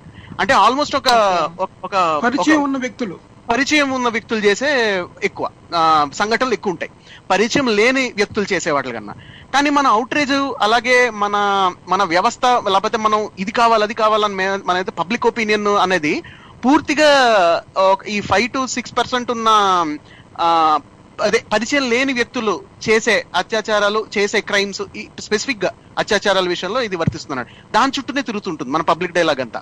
సో ఆడపిల్లని బయట పంపించడానికి భయంగా ఉంది అన్నది ఈ అవైలబిలిటీ హ్యూరిస్టిక్ బట్టి మనం చూసింది అనమాట. అంటే ఎందుకంటే ఇట్లాంటి ఏదైతే చాలా చాలా వైలెంట్ గా జరుగుతాయో ఇలాంటి యాక్టివిటీ, రేప్ కానీ, అందులో కూడా చాలా అంటే చనిపోయి చాలా విపరీతమైన వైలెన్స్ తో కూడుకున్న క్రైమ్ జరుగుతుందో దానికి ఎక్కువ ప్రచారం జరగడం, అన్ని అలాగే ఉంటాయి అనుకోవడం. సో ఇలాంటి చాలా సమస్యలన్నీ ఉంటాయి ఇప్పుడు. సో అదనమాట. అంటే ఇలా అంటే కొన్ని సార్లు అవసరమైన జరగవలసిన పనులు కూడా పబ్లిక్ ఒపీనియన్ సరిగా లేకపోవడం వల్ల, అలాగే డెసిషన్ మేకింగ్ లో ఇట్లాంటి పిట్ ఫాల్స్, చాలా జెన్యూన్ పిట్ ఫాల్స్ ఇవి. అంటే ఎవరు బలవంతంగా పర్వాలేదు అత్యాచారాలు జరుగుతున్నా సమాజంలో పర్వాలేదు అనుకుని ఆగిపోరు ఎవరు. అంటే యాక్చువల్ గా మీకు గవర్నెన్స్ లో ఉన్న వాళ్ళు కానీ ఎవరైనా కానీ ఈ రకంగా అంటే బ్యాడ్ పర్సెప్షన్ ఆఫ్ థింగ్స్, అంటే రాంగ్ఫుల్ పర్సెప్షన్ ఆఫ్ స్కేల్ అనేది, పర్స్పెక్టివ్ అనేది డెవలప్ అవడం వల్ల కొన్ని జరుగుతుంటాయి కూడా. గోవింద్ గారు ఎక్కడి? షూర్, తప్పకుండా అండి. అప్పుడు మనకి ఈ ఇంకొక హ్యూరిస్టిక్ గురించి, ఇంకొక కాగ్నిటివ్ బయాసెస్ గురించి మాట్లాడుకునే ముందు మీరు చెప్పింది బెస్ట్ ఎగ్జాంపుల్ అండి. అది కరెక్ట్. స్టాటిస్టిక్స్ పరంగా అంటే ఏంటంటే మనం ఎప్పుడు కూడా ఎవరితో అవేర్నెస్ తో ఉండాలి అంటే మనకి తెలిసిన వ్యక్తుల దగ్గర నుంచే కూడా ఈ లైంగిక వేధింపులు కానీ లేకపోతే ఈ అత్యాచారాలకు సంబంధించిన ఎక్కువగా జరిగితే గనక మనం అటెన్షన్ పే చేయాల్సింది మన దగ్గరగా ఉన్న వ్యక్తులు ఎవరైతే వల్నరబుల్ ఇటువంటి డొమైన్ లో ఉన్నారో ఎక్కువ జాగ్రత్తలు వాళ్ళ దగ్గర నుంచి తీసుకోవాలి. ఎందుకంటే స్టాటిస్టికల్ గా రేర్ గా తెలియని వ్యక్తుల దగ్గర నుంచి మనకి ఇటువంటి డేంజర్ అనమాట, అత్యాచారాలు కానీ లేకపోతే లైంగిక వేధింపులు కానీ వస్తూ ఉంటాయి అనమాట. అందువల్ల ప్రజలు ఎక్కువగా కూడా అంటే మనం వింటున్న శ్రోతలు ఎవరైనా సరే ఎక్కువగా మనకి దగ్గరలో ఉన్న వాళ్ళ దగ్గర నుంచే ఎక్కువ రిస్క్ ఉంటుంది అనమాట. సబిహా గారు, మీరు నెక్స్ట్ దానికి వెళ్దామండి, రెండో దానికి. మనం నెక్స్ట్ టాపిక్ కాదు, నెక్స్ట్ టైం సరిపోకపోతే సెగ్మెంట్ మార్చుదాము, లేకపోతే మనం సెకండ్ కంటిన్యూ చేద్దామండి. అంటే మనకి ఒక్కొక్క దానికి కనీసం హాఫ్ అన్ అవర్ కావాలి. అయితే ఈ లెక్కలో మనం రెండు కవర్ చేయడం కుదరదు హాఫ్ అన్ అవర్ లో. అవును. సో మన నెక్స్ట్ సెగ్మెంట్ లోకి వెళ్ళిపోదామండి. Movie review. It's Thappad. So ఇది హిందీలో రిలీజ్ అయింది. దీనిలో Taapsee, she's a very good actress, తను యాక్ట్ చేయడం జరిగింది. And it is directed by Anubhav Sinha. ఈ మూవీ ఎలా స్టార్ట్ అవుతుందంటే బేసిక్ అంటే ఇది పెద్ద స్టోరీ ఏమి ఉండదండి. మూవీలో ఏముంటుందంటే జస్ట్ ఒక రెగ్యులర్ హౌస్ వైఫ్ తన హస్బెండ్ కోసం డైలీ తన రెస్పాన్సిబిలిటీస్, ఇంట్లో పని, అలాగే హస్బెండ్ హెల్త్ చూసుకోవడం తన కోసం అంటే అలా స్టార్ట్ అవుతుంది మూవీ. దాని తర్వాత వన్ డే సడన్లీ హస్బెండ్ ఒక పార్టీ హోస్ట్ చేస్తాడు, తనకి ప్రమోషన్ వచ్చిందన్న ఆనందంలో. ఆ పార్టీలో సమ్ డిస్టర్బెన్స్ అవుతుంది, తనకి ప్రమోషన్ రాలేదని, లాస్ట్ మూమెంట్ లో క్యాన్సిల్ అయిందని తెలిసి హీ బికమ్స్ వెరీ యాంగ్రీ. తనకి చాలా కోపం వచ్చేసి పక్కనున్న వాళ్ళతో గొడవ పడడం స్టార్ట్ చేస్తాడు. అక్కడ ఉన్న తన బాస్ తో, తన కొలీగ్స్ తో గొడవ పడడం స్టార్ట్ చేస్తాడు. ఆ టైంలో తన వైఫ్ ఎవరైతే ఉన్నారో హీరోయిన్ తాప్సీ పన్ను వెళ్ళి ఆపడం జరుగుతుంది. అలాంటప్పుడు హీల్ గివ్ హర్ అ స్లాప్, తను కొడతారు. సో అప్పుడు షీ రియలైజెస్ అనమాట, ఏంటి నన్ను ఇన్ని ఇయర్స్ గా నేను ఇన్ని డేస్ గా నేను ఇంత బాగా చూసుకుంటే నన్ను కొడతాడా అని చెప్పి. Then she realizes the separation she was facing all these days in the marriage life. And now you can continue అండి. శ్రీకాంత్ చింతల గారు, యూ కెన్ టేక్ ఓవర్ అండి. మొత్తం ప్లాట్ అంతా మీరు ఎక్స్ప్లెయిన్ చేసేసారు. దాంట్లోనే రివ్యూ లాగే ఆల్మోస్ట్. బట్ 2020లో వచ్చిన మూవీస్ లో as you said it's one of the best movies అండి. దాంట్లో అంటే చాలా యాంగిల్స్ లో దీన్ని మనము రివ్యూ చేసుకోవచ్చు, ఐ మీన్ చూడొచ్చు కూడా. యాక్చువల్ గా ఇది ఒక వ్యక్తి ఒక విమెన్ ని అసాల్ట్ చేశాడు అనే దానికన్నా ఆ సినిమా ద్వారా ఇట్లాంటి పురుషాహంకార మైండ్ సెట్ ఉంది, లేదంటే ఇట్లాంటి అంటే నార్మలైజేషన్ ఆఫ్ క్రూయాలిటీని సపోర్ట్ చేసే ప్రతి ఒక్కరి మీద ఒక టైట్ స్లాబ్ పడ్డట్టే అయింది ఆ సినిమాతోటి. చాలా మందికి ఆ సినిమా డైజెస్ట్ అవ్వలేదు. ఈవెన్ మూవీ చూసేటప్పుడు కూడా నేను కొంతమంది నా ఫ్రంట్ రోలో కూర్చోన్న పర్సన్స్ వాళ్ళు చేసే చాలా లో లెవెల్ కామెంట్స్ విన్నప్పుడు అసలు ఐ వాజ్ సో అన్కంఫర్టబుల్ అనమాట. వాళ్ళందరికీ కూడా యాక్చువల్ గా వాళ్ళ ఈగో సాటిస్ఫై అవ్వలేదు దాంట్లో. వాళ్ళందరికీ స్లాబ్స్ పడతా ఉన్నాయి throughout the movie. So ఇది this is not only a movie about చిన్న ఒక చెంపదెబ్బ మీద తీసిన సినిమా మాత్రమే కాదు. ఇది ఏంటి అంటే ఒక క్రైమ్ ని, ఉమెన్ మీద జరిగే హెరాస్మెంట్ ని సొసైటీ ఎంత నార్మలైజ్ చేసేసింది అని రిఫ్లెక్ట్ చేయడానికి తీసిన సినిమా ఇది. మీరు చూస్తే చాలా త్రూ అవుట్ ఆల్మోస్ట్ వాళ్ళ ఫాదర్ క్యారెక్టర్ తప్పించి ఆల్మోస్ట్ ప్రతి క్యారెక్టర్ కూడా అంటే గుజరాల్లో సినిమాలో తన పేరు రామ్ కపూర్ లీడ్ చేశారు. అతను తప్ప మోరల్లెస్ ఎవరు కూడా ఈ స్లాప్ ని జస్టిఫై చేయని క్యారెక్టర్ లేదు. దియా మిర్జా క్యారెక్టర్ మధ్యలో వచ్చినప్పుడు ఏదో కన్సోల్ చేయడానికి ట్రై చేసి న్యూట్రల్ గా బిహేవ్ చేస్తుంది. కానీ ఈవెన్ ఓన్ బ్రదర్ కూడా ఎట్లా ఆలోచిస్తారంటే మీరా బహన్ కా ఘర్ టూట్ రహే, ఇప్పుడు నువ్వు వెళ్ళిపో అని చెప్పేసి తన ఫియాన్సీని, తన గర్ల్ ఫ్రెండ్ ని అబ్యూజివ్ గా మాట్లాడడం, తన మీద హార్ష్ బిహేవియర్ చేయడం, ఇవన్నీ కూడా ఏం రిఫ్లెక్ట్ చేస్తున్నాయి అంటే మనం అందరం కూడా యాజ్ అ సొసైటీ మనం క్రూయల్టీ అగైన్స్ట్ విమెన్ దాన్ని చాలా నార్మలైజ్ చేసేసాం అన్నమాట. ఒక చిన్న చెంపదెబ్బ కొడితే దానికి ఒక జస్టిఫికేషన్, ఒక దిక్కుమాలిన జస్టిఫికేషన్, వాడి కంప్లీట్ గా ప్రొఫెషనల్ మగాడ్రా బుజ్జి అన్నట్టు ప్రొఫెషనల్ గా వాడికి ఉన్న యాంగ్జైటీస్, వాడికి ఉన్న ప్రెజర్స్, వాడు ఒక ప్రెజర్ కుక్కర్ లో ఉంటాడు, వీడికి అసలు ఎక్కడ లేని ప్రాబ్లమ్స్ అన్ని వీడికే ఉంటాయి. సో వాడు ఆ హీట్ మూమెంట్ లో తిన అడ్డం వచ్చింది కాబట్టి లాగిపెట్టి కొట్టాడు. అదే వాళ్ళ బాస్ వస్తే కొడతాడా, లేదా వాళ్ళ అమ్మ వస్తే కొడతాడా? మీరు అడ్డొచ్చింది అంటున్నారు, చాలా మంది తను వచ్చి ఇరిటేట్ చేసింది అనే కొట్టాడు అని కూడా అంటున్నారు. అంతే, అంటే ఈ వీడు అంటే వాడు మగాడు కదా. కాదండి, ఇరిటేషన్ వస్తే గోకోవాలి కదా, దురదొస్తే కొట్టకూడదు కదా. అదే ఇప్పుడు అదే పని ఆవిడ చేస్తే ఇతను అదే అంత లైట్ గా తీసుకునేవాడా అన్నది ఒక ప్రశ్న వేసుకోవాలి. అయితే దాంట్లో యాక్చువల్ గా చాలా మంది ఈ యాంగిల్లోనే ఆలోచించారు, కానీ దానిలో ఇంకొక సెన్సిటివ్ పార్ట్స్, దానిలో కొన్ని క్యారెక్టర్స్ ని క్రియేట్ చేసి అదే సొసైటీలో మనం ఎలా బిహేవ్ చేస్తున్నాము అనే దాన్ని డైరెక్టర్ అసలు చాలా బ్రిలియంట్ గా చూపించాడు. అంతకుముందు ఆర్టికల్ 15 లో కూడా అంతే బ్రిలియంట్ చేశాడు అతను.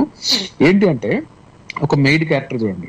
మెయిడ్ వచ్చేసి ఎప్పుడు నన్ను కొట్టాడు, ఈ రోజు ఇలా కొట్టాడు, అలా కొట్టాడు అని కొట్టడంలో వెరైటీస్ అని చెప్తూ ఉంటుంది. ఆ కొట్టిన దానికి ఒక జస్టిఫికేషన్ ఇస్తూ ఉంటుంది. అది డైలీ ఈ lead character Taapsee character daily అది వినేసి it is just part of her life అన్న టైప్ లోనే ఉంటది. తను పట్టించుకోదు. అంటే అక్కడ తన దాకా వచ్చి తనకు ఒక చెంపదెబ్బ పడిన తర్వాత తను ఏదైతే రియలైజేషన్ వచ్చిందో అది పక్క వాళ్ళకి ఫీల్ అవ్వలేదు. మనం ఎక్కడైనా యాజ్ అ పర్సన్ మనము సమాజంలో జరిగేదాన్ని మనం అది మనది కాదులే అన్న టైప్ లో చూస్తున్నాము అనే మెసేజ్ ని చాలా తెలివిగా తన దాకా వస్తే గానీ మీకు అర్థం కాదు అనే మెసేజ్ ని చాలా తెలివిగా ఇచ్చాడు డైరెక్టర్ అక్కడ. అట్లాగే అంటే శ్రీకాంత్ గారు ఇక్కడ మనకి అవైలబిలిటీ హ్యూరిస్టిక్ వర్కౌట్ అవ్వలేదు అయితే. వర్కౌట్ అవ్వలేదు. సో తర్వాత మీరు లాయర్ క్యారెక్టర్ చూడండి. లాయర్ క్యారెక్టర్ కూడా అదే రిఫ్లెక్షన్ ఉంటుంది లాయర్ క్యారెక్టర్ కూడా. అంటే తను ఈ తాప్సీ వెళ్ళి తనకు చెప్పిన తర్వాత తను కూడా ఫస్ట్ ఏమంటది, నువ్వు అడ్జస్ట్ అయిపో, అంటే స్లాపే కదా, ఆర్ యూ షూర్ నిజంగా నువ్వు డైవర్స్ ఫైల్ చేయాలనుకుంటున్నావా అనేది తన క్వశ్చన్స్ లో ఏం రిఫ్లెక్ట్ అవుతుంది. తనకి అది ఒక స్లాప్ అనేది తనకి నార్మలైజ్ అయిపోయింది. నార్మలైజ్ అయిపోయి తను కూడా ఎక్కడో తన సఫరింగ్ ని వాటిని కూడా తన ఇదైతే రొటీన్ పార్ట్ ఆఫ్ లైఫ్ లో ఇది మనం లీడ్ చేసేయాలి, ఈ సిస్టమ్ లో మనం ఉండిపోవాలి అన్న టైప్ లో ఒక కాంప్రమైజ్ స్టేట్ లో ఒక learned lawyer who is also practising in supreme court and got a landmark judgement. అంటే ఆ క్యారెక్టరైజేషన్ చూపించిన విధానంలో అంత స్ట్రాంగ్ లాయర్ కూడా తను కాంప్రమైజింగ్ మోడ్ లో బతుకుతూ ఉంటుంది. ఎప్పుడైతే ఈ అమ్మాయిని తీసుకొని నెగోసియేషన్ కి వెళ్తుందో ఆ నెగోసియేషన్ పాయింట్ లో అవతల అడ్వకేట్ పెట్టిన ప్రపోజల్స్ కి తను ఫ్రస్ట్రేట్ అయ్యి నీది అన్యాయం అని రిటాలియేషన్ అక్కడి నుంచి స్టార్ట్ అవుతుంది. అక్కడి నుంచి తన లైఫ్ లో తన రియలైజేషన్స్ వస్తూ ఉంటుంది. ఇట్లా మీరు ప్రతి క్యారెక్టర్ కూడా మనం ఇండివిజువల్ గా మనల్ని విజువలైజ్ చేసుకుంటే, ప్రతి ఒక్కొక్క క్యారెక్టర్ లో డిఫరెంట్ గా విజువలైజ్ చేసుకుంటే మనము యాజ్ ఎ పర్సన్ మనం ఏ లెవెల్లో ఉన్నాము, మనం కూడా ఇలాగే చేసి ఉండేవాళ్ళం కదా, మనం కూడా ఇలాంటి డెసిషన్స్ ఉంటాయి కదా అని అనిపించేటట్టు ఆ మోరల్ థింకింగ్ ఉన్న వాళ్ళకి డెఫినెట్లీ ఫీల్ అవుతారు. అవును అవును. అండ్ కొంతమంది క్రిటిసిజమ్స్ లో ఒక డిఫరెంట్ టైప్ ఆఫ్ క్రిటిసిజమ్స్ కూడా చేశారు ఈ మూవీస్ మీద. అంటే ఎస్టాబ్లిష్డ్ డైరెక్టర్, అతని పేరు ఏంటో నాకు గుర్తులేదు. అనుభవ్ సిన్హా. అర్జున్ రెడ్డి ఇదా మీరు చెప్పేది? అర్జున్ రెడ్డిది కాదు. That fellow said I don't, it's not true love if you cannot Baaghi movie director అండి, భాగి మూవీ డైరెక్టర్ అతను. ఐ డోంట్ రిమెంబర్ అండి. అజామ్ అతని పేరు. చెప్పండి. బేసిక్ గా వ్యక్తి ఏమంటాడంటే, అసలు ఈ సినిమా కాన్సెప్ట్ నాకు అర్థం కాలేదు, దాని కాన్సెప్ట్ ఉందా అని అడిగాడు. అంటే అది చూడండి, ఒక ఫిల్మ్ ఇండస్ట్రీలో అంత హిట్ డైరెక్టర్స్ వాళ్ళ మైండ్ సెట్ ఎట్లా ఉన్నది. అర్జున్ రెడ్డి అనేది అదొక, అంటే ఆ సినిమా వచ్చినప్పుడు ఆల్మోస్ట్ అందరు దాన్ని సెలబ్రేట్ చేసుకుంటా ఉంటే నేను ఒక్కనే రాశాను అనమాట ఆ రోజే, ఇది మొలస్టేషన్ రా బాబు, ఇది దాన్ని రియల్ లైఫ్ లో చేస్తే విమెన్ మొలస్టేషన్ కేసులో లోపలేస్తారు. సో ఇది అసలు ఇది హీరోయిజమే కాదు. As a movie I enjoyed the movie, but as a person I will not agree to what Arjun Reddy did. So అది ఒక డిఫరెంట్ ఆస్పెక్ట్. ఇట్లాగా మనకు చాలా సినిమాల్లో, అంటే ట్రెడిషనల్ సినిమాల్లో బాహుబలిలో వచ్చి టాటూలు వేసేయడం, రంగులు వేసేయడం, చీర లాగేసేయడము, ఇట్లాంటివన్నిటిని హీరోయిజం లాగా ప్రొజెక్ట్ చేసేసి దాన్ని అంతటిని మనం చప్పట్లు కొట్టేసి విజిల్ చేసేసుకొని అసలు ఇదే హీరోయిజం అంటే ఇదే, మగతనం అంటే ఇదే అనే ఒక మూసులో అందరు బతుకుతూ ఉంటారు. అట్లాంటి స్పేస్ లో తప్పడు, ఒక పింక్, ఇట్లాంటి మూవీస్ అనేది చాలా అవసరం. ఇట్లాంటి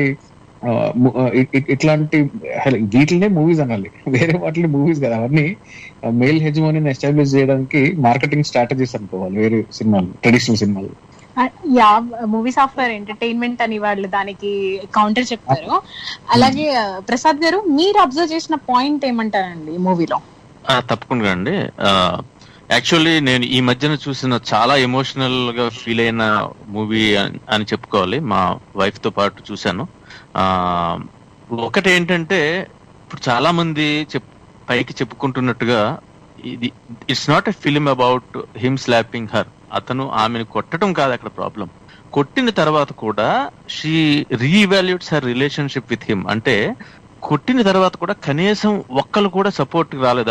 అది చివరిలో అత్తగారితో మాట్లాడుతూ తనకి బేబీ షవర్ టైంలో చెప్తుంది అప్పుడు, నోబడీ కేమ్ టు మీ. అంటే అందరూ కూడా చాలా లైట్ గా అక్కడ ఉన్న విషయం, అతని జాబులో అతనికి ప్రమోషన్ రాకపోవటానికి అతను ఫ్రస్ట్రేట్ అయ్యాడు అన్నదే చూస్తున్నారు. అండ్ ఈవెన్ మర్నాడు అతను 2-3 రోజుల తర్వాత ఆవిడ అన్యమనస్కంగా ఉన్నప్పుడు అతను దగ్గరకు వచ్చి బాధపడుతున్నట్టు మాట్లాడుతున్నట్టు ఉంటుంది, కానీ he never said sorry throughout the movie. If you see, he is not repenting about what he did to her.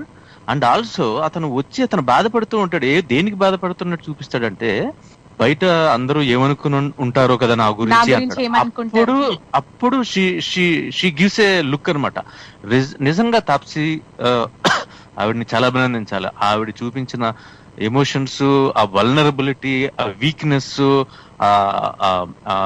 ఇదంతా కూడా, ఆ బాధ అంతా కూడా చాలా బాగా యాక్ట్ చేయడం జరిగింది. సో నాకు అర్థమైంది ఏంటంటే, ఈ ఈవెంట్ కొట్టినందుకే విడిపోతారా, ఇలాగైతే ఎవరు ఉండరు అనుకోవటం కాకుండా డైరెక్టర్ అడ్రస్ చేద్దాం అనుకున్న పాయింట్స్ ఏమున్నాయంటే, అంటే it's not true love if you cannot hit your partner అన్న ఒక so called Telugu cinema director public గా అనగలిగాడంటే మనం ఎంత లైట్ గా చేసేసుకుంటున్నాం దాన్ని.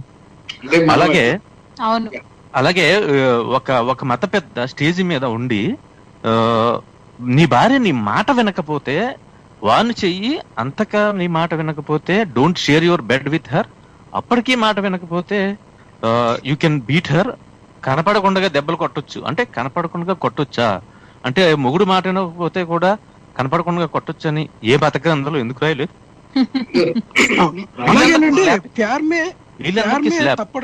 ప్యార్ మే తప్పడక కోయి జగ నహీ హే అని కూడా ఉంటుంది అనమాట మూవీలోని. ఇంకొకటి మీరు చెప్పిన విధంగా, ఈ ప్రేమించినప్పుడు కొట్టడం అనేది సహజము, అదే ప్రేమను వ్యక్తపరిచే విధానము అని చెప్పిన దాంట్లోనే ప్రేమలోని మనకి చంపదెబ్బకి అవకాశమే ఉండదన్నమాట, ఇద్దరి మధ్య కనుక ప్రేమ ఉంటే అన్నది ఉమెన్ వైపు నుంచి వచ్చిన స్ట్రాంగ్ ఆర్గ్యుమెంట్. అండ్ ఇంకో 2-3 పాయింట్స్ ఉంటాయండి. అంటే చాలా సెటిల్ గా తీసుకొస్తాడు ఆయన డైరెక్టర్ అన్నది. ఇప్పుడు తాప్సీ గాని, ఆవిడ ఆడబడుచు క్యారెక్టర్, ఒక లాయర్ క్యారెక్టర్, తల్లి క్యారెక్టర్, అత్తగారి క్యారెక్టర్, ఒక నేబరు, తన కూతురు క్యారెక్టర్, ఒక హౌస్ మేడ్, ఇన్ని క్యారెక్టర్స్ అన్ని చుట్టూ పెట్టి కూడా పాయింట్ డైరెక్ట్ గా ఉంటుంది సినిమా. బట్ ఒక్కొక్క వాళ్ళ దగ్గర నుంచి ఒక్కొక్క చిన్న పాయింట్, అంటే ఏంటంటే ఫర్ ఎగ్జాంపుల్ హౌస్ మేడ్ ఉంటుంది, ఆమె భర్త రోజు తాగుబోతూ అతను తినని వచ్చి కొడుతూ ఉంటాడు, తినకి పని చేయటం ఇష్టం లేదు, బయటికి వెళ్ళి నేను ఇల్లే చూసుకుంటాను అంటుంది. నువ్వు ఇల్లు చేయాలి, బయట పని చేయాలి, కానీ అత్తగారుని పని చేయక్కర్లేదు అతనికి. అతను పిల్లలు పుట్టకపోవటాన్ని కూడా ఈ అమ్మాయినే బ్లేమ్ చేస్తాడు. అంటే పిల్లలు పుట్టకపోవటానికో లేదంటే మగపిల్లడు పుట్టకపోవటానికో మనకి కారణం ఏదైనా మనకి ఇప్పుడు తెలిసినా గానీ ఇప్పటికీ సొసైటీలో ఎలా జరుగుతుందన్న పాయింట్స్ అన్ని మెల్లగా సెటిల్ గా ఆ చుట్టూ ఉన్న క్యారెక్టర్స్ ద్వారా అల్లుకు రావటం అన్నది ఒకటి. అండ్ ఇంకొకటి, as I said, it's not about slab. ఆ స్లాబ్ అన్నది ఏంటంటే it's the breaking point. And తను ఇవాల్యుయేట్ చేసుకుంది what is happening. I have invested my time, my youth, my energy, emotions, health, home, parents, relatives అన్నీ కాదనుకుని వచ్చిన ఒక అమ్మాయికి తనకి రెస్పెక్ట్ అండ్ లవ్ అన్నది లేని చోట ఎలా ఉండగలుగుతుంది అని చెప్పి తను చెప్తుంది. అంటే ఇతను అంటాడు ఒకటి, ఇట్స్ ఏమంటాడంటే shit happens, people move on అంటాడు వచ్చి. అంటే ఆవిడ అంటుంది, you are so emotionally invested in your company, you could not move on, and I have invested my whole life in you, how can I move on? I don't love you. అంటే అది ఆ gravity అర్థం చేసుకోకుండా జనాలందరూ ఇలాగా ఒక slab కినా అన్నది చాలా చాలా తప్పది. అంటే అండి, మనం ఏ సమాజం గురించి మారుతిరావు అనేవాడు కూతురుని చంపేస్తే దాన్ని వెనకేసుకొచ్చిన సమాజం గురించి మాడుకుంటున్నాం. సో వాళ్ళకి తప్పడు అనేది, ఒక చెప్పదెబ్బ అనేది అసలు మ్యాటర్ కాదు. అసలు వాళ్ళకి మర్డరే మ్యాటర్ కాదు, పరువు కోసం చంపేస్తే. ఇంకా అలాంటి సమాజం గురించి మాడుకుంటున్నాం. రామచరితమానస్ లో సిగ్గు లేకుండా రాసుకున్నారు ఏంటి, డోలు శూద్ర పశువు నారి సబహే తాళంకే అధికారి. అంటే డోలు, శూద్రుడు, పశువు, స్త్రీ వీళ్ళందరినీ కూడా మన దగ్గర తన్నులు తినడానికే వీళ్ళ అర్హత ఉంది, ఇంతకు మించి వీళ్ళ అర్హత లేదు అని చెప్పి రామచరితమానస్ లో రాసుకున్నారు. అలాంటి సమాజం గురించి మనం మాట్లాడుతుంది. ఇంకోటి టువర్డ్స్ ద ఎండ్ ఆవిడ బేబీ షవర్ అప్పుడు మాట్లాడుతూ అత్తగారితో ఏమంటుందంటే, అంటే హౌ మచ్ షీఈ్ ఇంటూ అన్నది, నాకు ఇష్టమైన కలర్ బ్లూ అనుకుంటున్నాను నేను ఇప్పుడు, కానీ నాకు మీరు ఫేవరెట్ కలర్ తో ఎల్లో తన పాప అంటది. అంటే తను కూడా మర్చిపోయింది యాక్చువల్లీ. ఎల్లో తన పాప అని అడుగుతుంది. అంటే నా ఎల్లో నా ఫేవరెట్ అని కూడా చెప్పలేని స్థితిలో అంత ఇన్వెస్ట్ చేసి అన్ని రకాలుగా నేను మారాను. ఇప్పుడు అతను తొందరగా పడుకున్నా, ఆవిడ పని అంతా చేసిన తర్వాత లేట్ గా పడుకోవటం, అతను మళ్ళీ ఎర్లీగా తను లేస్తుంది, అప్పటికే అతను అంటే ఇవన్నీ మనకి పెళ్లి పుస్తకం, ప్రేమ పుస్తకం ఏదో సినిమా వచ్చింది ఆ టైప్ లో చూపిస్తాడు. అందులో అన్నట్టుగా అన్ని చూస్తూ అన్ని చేసి అతను ఇన్వెస్ట్ చేసిన, అతను టైం ఎనర్జీ ఇన్వెస్ట్ చేసిన కంపెనీలో పొజిషన్ రాకపోతేనే అతను అప్సెట్ అయ్యి కొట్టగలగటం చూపించినప్పుడు, ఇన్ని రకాలుగా ఇన్వెస్ట్మెంట్స్ ఎమోషనల్ గా నేను చేశాను కదా, మరి నా సంగతి ఏంటి? So I don't love you anymore, so it's unfair and it's not right for me to be with you అని చెప్తుంది. సో ఆ పాయింట్ క్యాచ్ చేయటం, ఇండివిజువల్ గా ఇదేం చేసింది, ఈవిడేం చేశారు, ఎలా రియాక్ట్ అయ్యారు, ఎలాగుంటాయి అన్నది కాకుండా అది చూడాలి. అండ్ ఇంకో లాస్ట్ పాయింట్ ఏంటంటే, ఇందాక శ్రీకాంత్ గారు అన్నట్టు ఒక్క తండ్రి looks like progressive and supportive గా అనిపిస్తాడు, కానీ మనకి లెసన్ ఏంటంటే, మనం ఎంత ప్రోగ్రెసివ్ సపోర్టివ్ అని మనం అనుకున్నా గానీ మనం కూడా తెలుసో తెలియకో కూడా తప్పు చేసే అవకాశం ఉంటుంది అన్న లెసన్ ఒకటి ఉంటుంది. ఎందుకంటే హీరోయిన్ తాప్సీ వాళ్ళ మదరు, ఐ థింక్ ఆవిడ పెళ్లికి ముందు బాగా పాటలు పాడటం మీద జరుగుతుంది.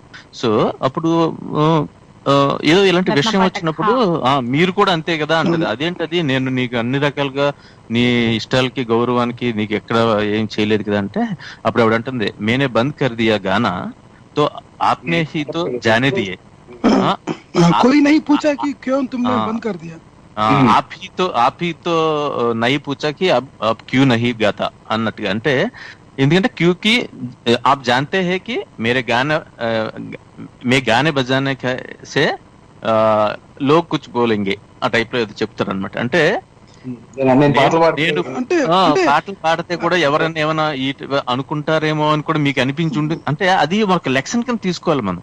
అండ్ ఇంకొకటి ప్రసాద్ గారు ఒక విషయం ఇక్కడ, అంటే యాక్చువల్గా ఏంటంటే, ఏదైనా ఒక విషయాన్ని వ్యక్తపరచకపోతే అవతల వ్యక్తి ఎలా తెలుస్తుంది? అన్ని మనసులోనే పెట్టేసుకొని నువ్వు నన్ను అర్థం చేసుకోవాలి, ఈ రోజుల్లో అవును. నన్ను ఎందుకు పాడలేదు అనుకుంటా ఎక్స్ప్రెస్ చేయకుండా అవతల వ్యక్తి ఎలా తెలుస్తుంది, ఎక్స్ప్రెస్ చేయాలి కదా. అవును, అదేలేండి, అదే అది ఇద్దరికి లెసన్ అనుకోవచ్చు. అంటే ఆ మూవీలో ఏం హైలైట్ చేయడానికి ట్రై చేశాడంటే ఉమెన్ ఈవెన్ ఎక్స్ప్రెస్ చేయడానికి కూడా ఫ్రీడమ్ లేకుండా అంత బ్రెయిన్ వాష్ అయిపోయింది ఏజెస్ నుండి, వాళ్ళు అది కూడా ఎక్స్ప్రెస్ చేయలేని మైండ్ సెట్ లో ఉన్నారు అన్నది వాడు ట్రై కరెక్ట్ చేశాడు. కరెక్ట్, అది ఉమెన్ పాయింట్ ఆఫ్ వ్యూ నుంచి. కానీ హస్బెండ్ అలా కాదు. హస్బెండ్ గోవింద్ గారు చెప్పండి. ఏంటంటే ఇప్పుడు అక్కడ తను ఎప్పుడైతే క్వశ్చన్ రేజ్ చేస్తుందో, నీకు తెలుసు నేను ఎప్పుడు నేను ఆపాను హస్బెండ్ ఉన్నప్పుడు, తను ఏమంటుంది మదర్ క్యారెక్టర్, నీకు తెలుసు నేను పాటలు పాడడం ఎందుకు ఆపేస్తానో నీకు తెలుసు, కానీ నువ్వు సైలెంట్ గా ఉన్నావు అంటుంది. అదే అవుట్ నువ్వు సైలెంట్ గా ఉన్నావు అన్నప్పుడు he admits the fact that yes I was silent. అంటే అతను ఏంటంటే అతను కంప్లీట్ గా న్యూట్రల్ గా ఉంటాడు. అంటే ఇన్ ద సెన్స్ ఏంటంటే ఓకే, అంటే అతను ఏమనుకుంటాడంటే ఆమె పాటలు పాడకపోవడం అన్నది ఆమె చాయిస్ అనుకుంటాడు, అంతేకాని అది పరిస్థితుల ప్రభావం, నేను కొంత నడి చేస్తే ఆమె ఇంట్రెస్ట్ పర్సూ చేస్తుందేమో అన్నది అతనికి రాదు. అదొక జనరేషనల్ ఫ్యాక్ట్ లాగేమో ప్రాబబ్లీ. అదే ఫాదర్ కూతురు కనుక ముభావంగా ఉంటే వెళ్ళి అడిగి you should not have stop dancing అంటాడు అతను. అది మరి అది కొడుకుని కూడా మన ఫియాన్సీని గట్టిగా మాట్లాడినందుకు కొడుకుని ఇంట్లో నుంచి వెళ్ళిపోమంటాడు. అది చాలా పవర్ఫుల్ సీన్ అది యాక్చువల్లీ. అవునవును, ఒక తండ్రి లాగా బిహేవ్ చాలా పవర్ఫుల్ సీన్. అయితే అదే ఇంకోటి ఇందాక శ్రీకాంత్ గారు ఒక్క విషయం చెప్తారండి ఇక్కడ ముఖ్యంగా. Movie total take away from the movie ఏంటంటే ఫాదర్ ఎలా బిహేవ్ చేశాడో అదే విధంగా తాప్సీ అత్తగారి నుంచి ఆ సపోర్ట్ రావాలి. ఇందులో మెయిన్ ఫస్ట్ ఒక కూతురు లాగా ఉదయాన్నే వెళ్ళి షుగర్ లెవెల్ చెక్ చేసి అంత కేర్ తీసుకుంటున్న ఒక అమ్మాయి కూతురుతో సమానం. షీ రియల్ ఇన్వాల్వ్డ్ అనమాట. అటువంటి దగ్గర నుంచి మొట్టమొదటి సపోర్ట్ రావాల్సింది అత్తగారి దగ్గర నుంచి. అది ఫస్ట్ మిస్ అయింది అన్నది మూవీలో, అంటే క్యారెక్టర్ పరంగా చూసినప్పుడు అనమాట. రియల్ లైఫ్ లో అన్నది నా పాయింట్. ఇప్పుడు తన తాప్సీ ఏమంటది, అమృత క్యారెక్టర్ ఏమంటది అత్తగారితో, మీరు నన్ను చాలా ప్రేమగా చూసారు, చాలా బాగా చూసారు, కానీ ఆ ప్రేమ అంతా నాకు కాదు మీ కొడుకుకి, మీ కోడలికి వచ్చింది కానీ నాకు కాదు అని చెప్పేసి అంటది అనమాట. అప్పుడు ఆవిడ అంటారు, అప్పుడు నువ్వు వెళ్ళిపో, తప్పు మాదే, మా ఆడవాళ్ళదే, తల్లిది నా అత్తగారుగా నాది, తల్లిగా మీ అమ్మది కూడా, నువ్వు ఇలా ఉండాలి అలాగ ఉండాలని చెప్పారు కానీ ఇండిపెండెంట్ గా ఎలా ఉండాలి అన్నది చెప్పలేదు, so you go and be happy అంటారు. బాగా చెప్తారు. అవును. అండ్ శరతేజ గారు మీరు ఏదో ఫ్యూ పాయింట్స్ చెప్తాన్నారు కదా, చెప్పండి. అంటే just add to these things అంటే చాలా వరకు, అంటే చాలా మనం బాగా నాకు తెలిసి చాలా డెప్త్ లో డిస్కస్ చేసాము ఇప్పటి వరకు. నావి జస్ట్ ఒక 4 పాయింట్లు యాడ్ చేస్తాను నేను. అంటే మొదటిది ఏంటంటే శ్రీకాంత్ గారు మొదట్లో చెప్పినట్టు 2 అంశాలండి. ఒకటి హింస ఒక అంశం అయితే, హింసని మనం చూస్తున్న దృక్పథం ఎలా ఉందన్నది కూడా రెండో అంశం. ఈ రెండిట్లకి మధ్యన కొంత సంఘర్షణ అనేది ఈ సినిమాలో చూపించడం జరిగింది. అంటే సెంట్రల్ క్వశ్చన్ ఏంటి, టైటిల్ కూడా తప్పడు, అంటే ఒక స్లాప్ అది. సో సెంట్రల్ క్వశ్చన్ ఏంటంటే ఎంత వైలెన్స్, ఎంత హింస జరిగితే హింస జరిగినట్టు అని మనం అనుకుంటున్నాం. అంటే ఎంత హింస జరిగితే అది ఆపదగిన హింసని, లేకపోతే అది it's like you know it's the amount of violence that warrant some action. అంటే ఇది మనం దృష్టి పెట్టవలసిన హింస అని అనుకుంటున్నాం అనేది ఇది సెంట్రల్ పాయింట్. మన జనరల్ గా మన సమాజంలో కూడా అంటే చాలా హింస అనేది నార్మలైజ్ అయిపోయింది, మనం ఇందాక చర్చించుకున్నట్టు. సో అందుకని ఆమె లాయర్ కూడా అడుగుతుంది ఏమని, తాప్సీని ఏమని, ఒక స్లాప్ కదా కొట్టాడు, సో నువ్వు నిజంగా డివోర్స్ తీసుకుంటావా? ఎందుకంటే స్లాప్ అయింది, ఆ ఎమోషనల్ ట్రామా అయింది ఆమెకి. Divorce it self is a very painful process, ఆమె అదే చెప్తుంది కదా లాయర్ కూడా. సో డివోర్స్ అంటే ఇదంతా ఉంటుంది. సో నువ్వు అంటే is this slap cruel enough to take a divorce అన్న తరహాలో ఆమె అడుగుతుంది. అడిగితే తాప్సీ ఆమెకి ఇష్టం లేదంటే ఆమె హర్ట్ అయిందని చెప్పి సంగతి అర్థమవుతుంది. కానీ విచిత్రం ఏంటంటే ఆవిడ ఆ లాయర్ పాత్ర ఆమెకి ఎప్పుడైతే ఆమె భర్త చేతిలో కొంత ఫోర్స్డ్ సెక్స్ జరుగుతుందో ఒక ఎపిసోడ్ లో, అప్పుడు ఆమెకి కొంత ఎంపథైజ్ చేయగలుగుతుంది, సహానుభూతి చూపించగలుగుతుంది. కరెక్ట్, నాకు ఇష్టం లేనిది జరిగిందని చెప్పని. అంటే బట్ మీరు చూడండి ఆ సీన్ కూడా ఏదో ఆమెని రేప్ చేసి, అంటే క్రూయల్ గా రేప్ చేసినట్టు ఉండదు డిపిక్షన్. అంటే అంటే ఇనీషియల్ గా ఫోర్స్డ్ సెక్స్ లాగా అనిపించింది, బట్ షీ గేవ్ ఇన్ అన్నాడు. కానీ మనకు ఆ సటిల్ పాయింట్ అనేది కన్వే చేయడం జరిగింది. ఏమనంటే హింస అనేది మనం ఎట్లా అనుకుంటాం అంటే ఏది చాలా భయంకరమైన హింస, అంటే ఏది హింస కేటగిరీలో వేయాలని మనం అనుకుంటామో దానికన్నా తక్కువ తీవ్రత అని మనం అనుకుంటాం. అంటే తీవ్రత చూసిన వాళ్ళు జడ్జ్ చేయకూడదు, హింస అనేది హింస పడిన వాళ్ళు జడ్జ్ చేయగలగాలి ఎంత తీవ్రతతో హింస జరిగింది అని. స్లాప్ పడింది నేను ఒకళ్ళని చూసి, బయట ఇద్దరు కొట్టుకోవడం చూసి నేను అబ్బో చాలా హింస జరిగింది అనడం అని నా ఆబ్జెక్టివ్ జడ్జ్మెంట్ అనిపించిన హింస చేయించుకున్న వాళ్ళకి తెలుస్తుంది దాని తీవ్రత ఏంటని. అంటే ఎందుకంటే హింసలో భావోద్వేగ కోణం కూడా ఉంటుంది కదా ఇక్కడ. తీవ్రత ఒకటి, ఇంకొకటి అది ఎంత గ్రాంటెడ్ అండ్ ఎంత యాక్సెప్టెడ్ అయిపోయింది అన్నదానికి ఒక డైలాగ్ ఉంటుందండి. ఆ సర్వెంట్ మేడ్ హస్బెండ్ ఇంట్లో కూర్చొని తింటూ భోజనం చేస్తూ ఉంటే ఆ అమ్మాయిని ఒకటి కొడతాడు. కొడితే ఆ అమ్మాయి తిరిగి ఏదో అడుగుతూ అనుకుంటే తుజే మారనే కో లైసెన్స్ చాహియే హై క్యా ముజే అంటాడు. టువర్డ్స్ వైలెన్స్ మనకి తెలుస్తుంది. సో అంటే ఇక్కడ ఏంటంటే నేను తమాషా ఇంకో ఉదాహరణ ఇస్తాను. ఓ సినిమా ఉంటుంది, ఉపేంద్ర సినిమా. అందులో ఒకళ్ళు బయట రోడ్డు మీద కొట్టుకుంటూ ఉంటారు, ఆడ మగాను వైఫ్ అండ్ బాధేస్తూ ఉంటాడు. ఏ సినిమా వాడు ఉపేంద్ర అయినాడు, వాడి చేతిలో గన్ ఉంటది అనమాట. చూస్తూ ఉంటాడు, వాడు బాధేస్తూ ఉంటాడు మొగుడు పెళ్ళాన్ని బాధేస్తూ ఉంటే అంటది, చా నీ వలన కానీ కష్టాలు నువ్వు చచ్చిపోతే బాగుంటుంది అంటే వీడు కాల్చేస్తాడు వాడిని. కాల్చేసి ఇప్పుడు నువ్వు సుఖంగా ఉండు అంటాడు. అంటే నువ్వు ఎందుకు కాల్చేస్తున్నావు కదా, మాట అనుకున్నామే నువ్వెవడు కాల్చడం కానీ తిడుతుంది. సో అంటే అంటే తమాషాగా ఉన్న అంటే అంటే అంటే మనం చూసిన దానికి అవతల వాళ్ళు దాన్ని పర్సనల్ గా అనిపిస్తున్న దానికి తేడా ఉంటుంది. ఇన్ టర్మ్స్ ఆఫ్ అంటే మనం చూస్తుంది మనకి వికృతంగా అనిపించినా పడుతున్న వాళ్ళకి అది మామూలుగా అనిపించవచ్చు. అంటే అంటే I'm not saying that is correct, దాన్ని ఆబ్జెక్టివ్ అంటే దాని వస్తుగతంగా ఆబ్జెక్టివ్ కరెక్ట్ అని నేను అనట్లే. బట్ ఏంటంటే పెర్సెప్షన్ అనేది కూడా ఇందులో పార్ట్ ఉంటుంది. ఎందుకంటే ఈ సినిమాలోనే చూపిస్తాడు ఏంటి, ఇప్పుడు తాప్సీ తన మీద జరిగిన వైలెన్స్ ని తను అది డివోర్స్ తీసుకోవడానికి కారణంగా తను దాన్ని అలా ఏజెన్సీ తీసుకుంటది, తన చాయిస్ అట్లా తీసుకుంటది.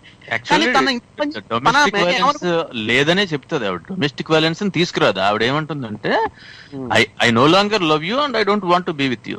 డొమెస్టిక్ వైలెన్స్ అని లాయర్ వేసుకుంటే కూడా పిటిషన్ వేస్తుంది కానీ 50% కాంపెన్సేషన్ కూడా అడగదు. అక్కడ ఒకటి ఉంటుందండి ఆ సీన్ 50% అక్కడ ఏమంటుందంటే ఇక్కడ ఒక పాయింట్ మనం డొమెస్టిక్ వైలెన్స్ కేసు ఫైల్ అయిన తర్వాత వాళ్ళకి నోటీస్ సర్వ్ అయిన తర్వాత లిఫ్ట్ లో ఒక సీన్ ఉంటది. ఇతను male lead character side lawyer you can get arrested అని చెప్తే వాడు అంటాడు నేను డొమెస్టిక్ వైలెన్స్ ఏం చేయలేదు అంటాడు. అంటే he doesn't even realize lawyer కూడా చెప్తాడు నువ్వు చేసింది అదే. ఒకటండి ఇక్కడ అంటే అంటే ఆబ్వియస్ గా మన ఒపీనియన్స్ అనేవి లీగల్ ఒపీనియన్ తో ఓవర్లాప్ కొంత అవుతుంది ఎక్కడైనా ఏ సిచ్యువేషన్ లో అయినా. అంటే దట్ ఈస్ ట్రూ. అంటే లా తయారు చేసినప్పుడు కూడా జనాలు దీన్ని ఎట్లా పర్సీవ్ చేస్తారన్నది దానికన్నా మనకున్న ఫ్రేమ్ వర్క్ ఏంటి, కాన్స్టిట్యూషనల్ ఫ్రేమ్ వర్క్ ఏంటి, దానికి న్యాయం చేస్తున్నాం లేదా అన్నది ఎక్కువ ఆర్గ్యుమెంట్ అవుతుంది. అంటే ఇక్కడ ఏంటంటే పర్సనల్ లెవెల్లో ఉన్న ఏజెన్సీకి సొసైటీలో చట్టంలో ఉన్న సమాజంలో ఉన్న చట్టం కి ఉన్న తాత్వికత ఏవైతే ఉంటుందో దానికి దీనికి కొంత ఓవర్లాప్, కొంత డిఫరెన్స్ కూడా ఉంటది. అంటే అది కూడా ఉంది. ఇప్పుడు ఉదాహరణకి adultery it self is grounds for violence. అంటే చట్టం ఆమోదిస్తుంది అడల్టరీ ఉందని నిరూపిస్తే గనక అవతల వాళ్ళు దాన్ని వద్దనుకుంటున్నాడు ఒక పార్టీ తీసేసుకోవచ్చు డివోర్స్ అనేది, అంటే ఎవరైతే ఎఫెక్టెడ్ పార్టీ ఉన్నారు అడల్టరీ వల్ల. కానీ మీరు చూస్తే అట్ ద సేమ్ టైం చాలా అడల్టరస్ రిలేషన్షిప్స్ ఉన్న మ్యారేజెస్ అనేవి వాళ్ళు యాటిట్యూడ్స్ వైజ్ పట్టించుకోవచ్చు, లేకపోతే పర్వాలేదు అనుకోవచ్చు, లేకపోతే there can be various kinds of things. అంటే చట్టం ఆమోదించింది కదా అని చెప్పి అందరూ విడిపోదాం అని కూడా అనుకోరు, అంటే అడల్టరీ జరిగిన ఒక మ్యారేజ్ లో. సో అంటే యాటిట్యూడ్స్ డిఫరెంట్ గా ఉంటాయి. సో ఇక్కడ ఏంటంటే నాకు సినిమాలో కొంచెం బాగా ఎక్కువ కనబడింది ఏంటంటే ఏజెన్సీ అనేది ఇంపార్టెంట్, అంటే రెస్పెక్ట్ చేయాలి అన్నది కొంత కనబడింది. ఏంటంటే ఇప్పుడు ఉదాహరణకి తాప్సీ ఇంట్లో ఆమెను రెగ్యులర్ గా కొడుతున్నా సరే ఆమె విడిపోదాం అనుకోదు, ఆమె అది డివోర్స్ తీసేసుకుందాం అని విడిపోదాం భరణం తీసుకుందాం అని అనుకోదు. నాకు తెలిసి ఆమెకి తెలియదా విషయం, ఆమె హక్కుల గురించి ఆమెకు అవగాహన లేదా అనుకునే ముందు కన్నా, అంటే మనం అలా అనుకోవచ్చు. కానీ నా ఉద్దేశంలో ఏంటంటే ఆమె ఏమనుకుంటుంది, ఆమెకి రిలీఫ్ వల్ల మొగుడు కొట్టడం ఆపితే చాలు అనుకుంటుంది.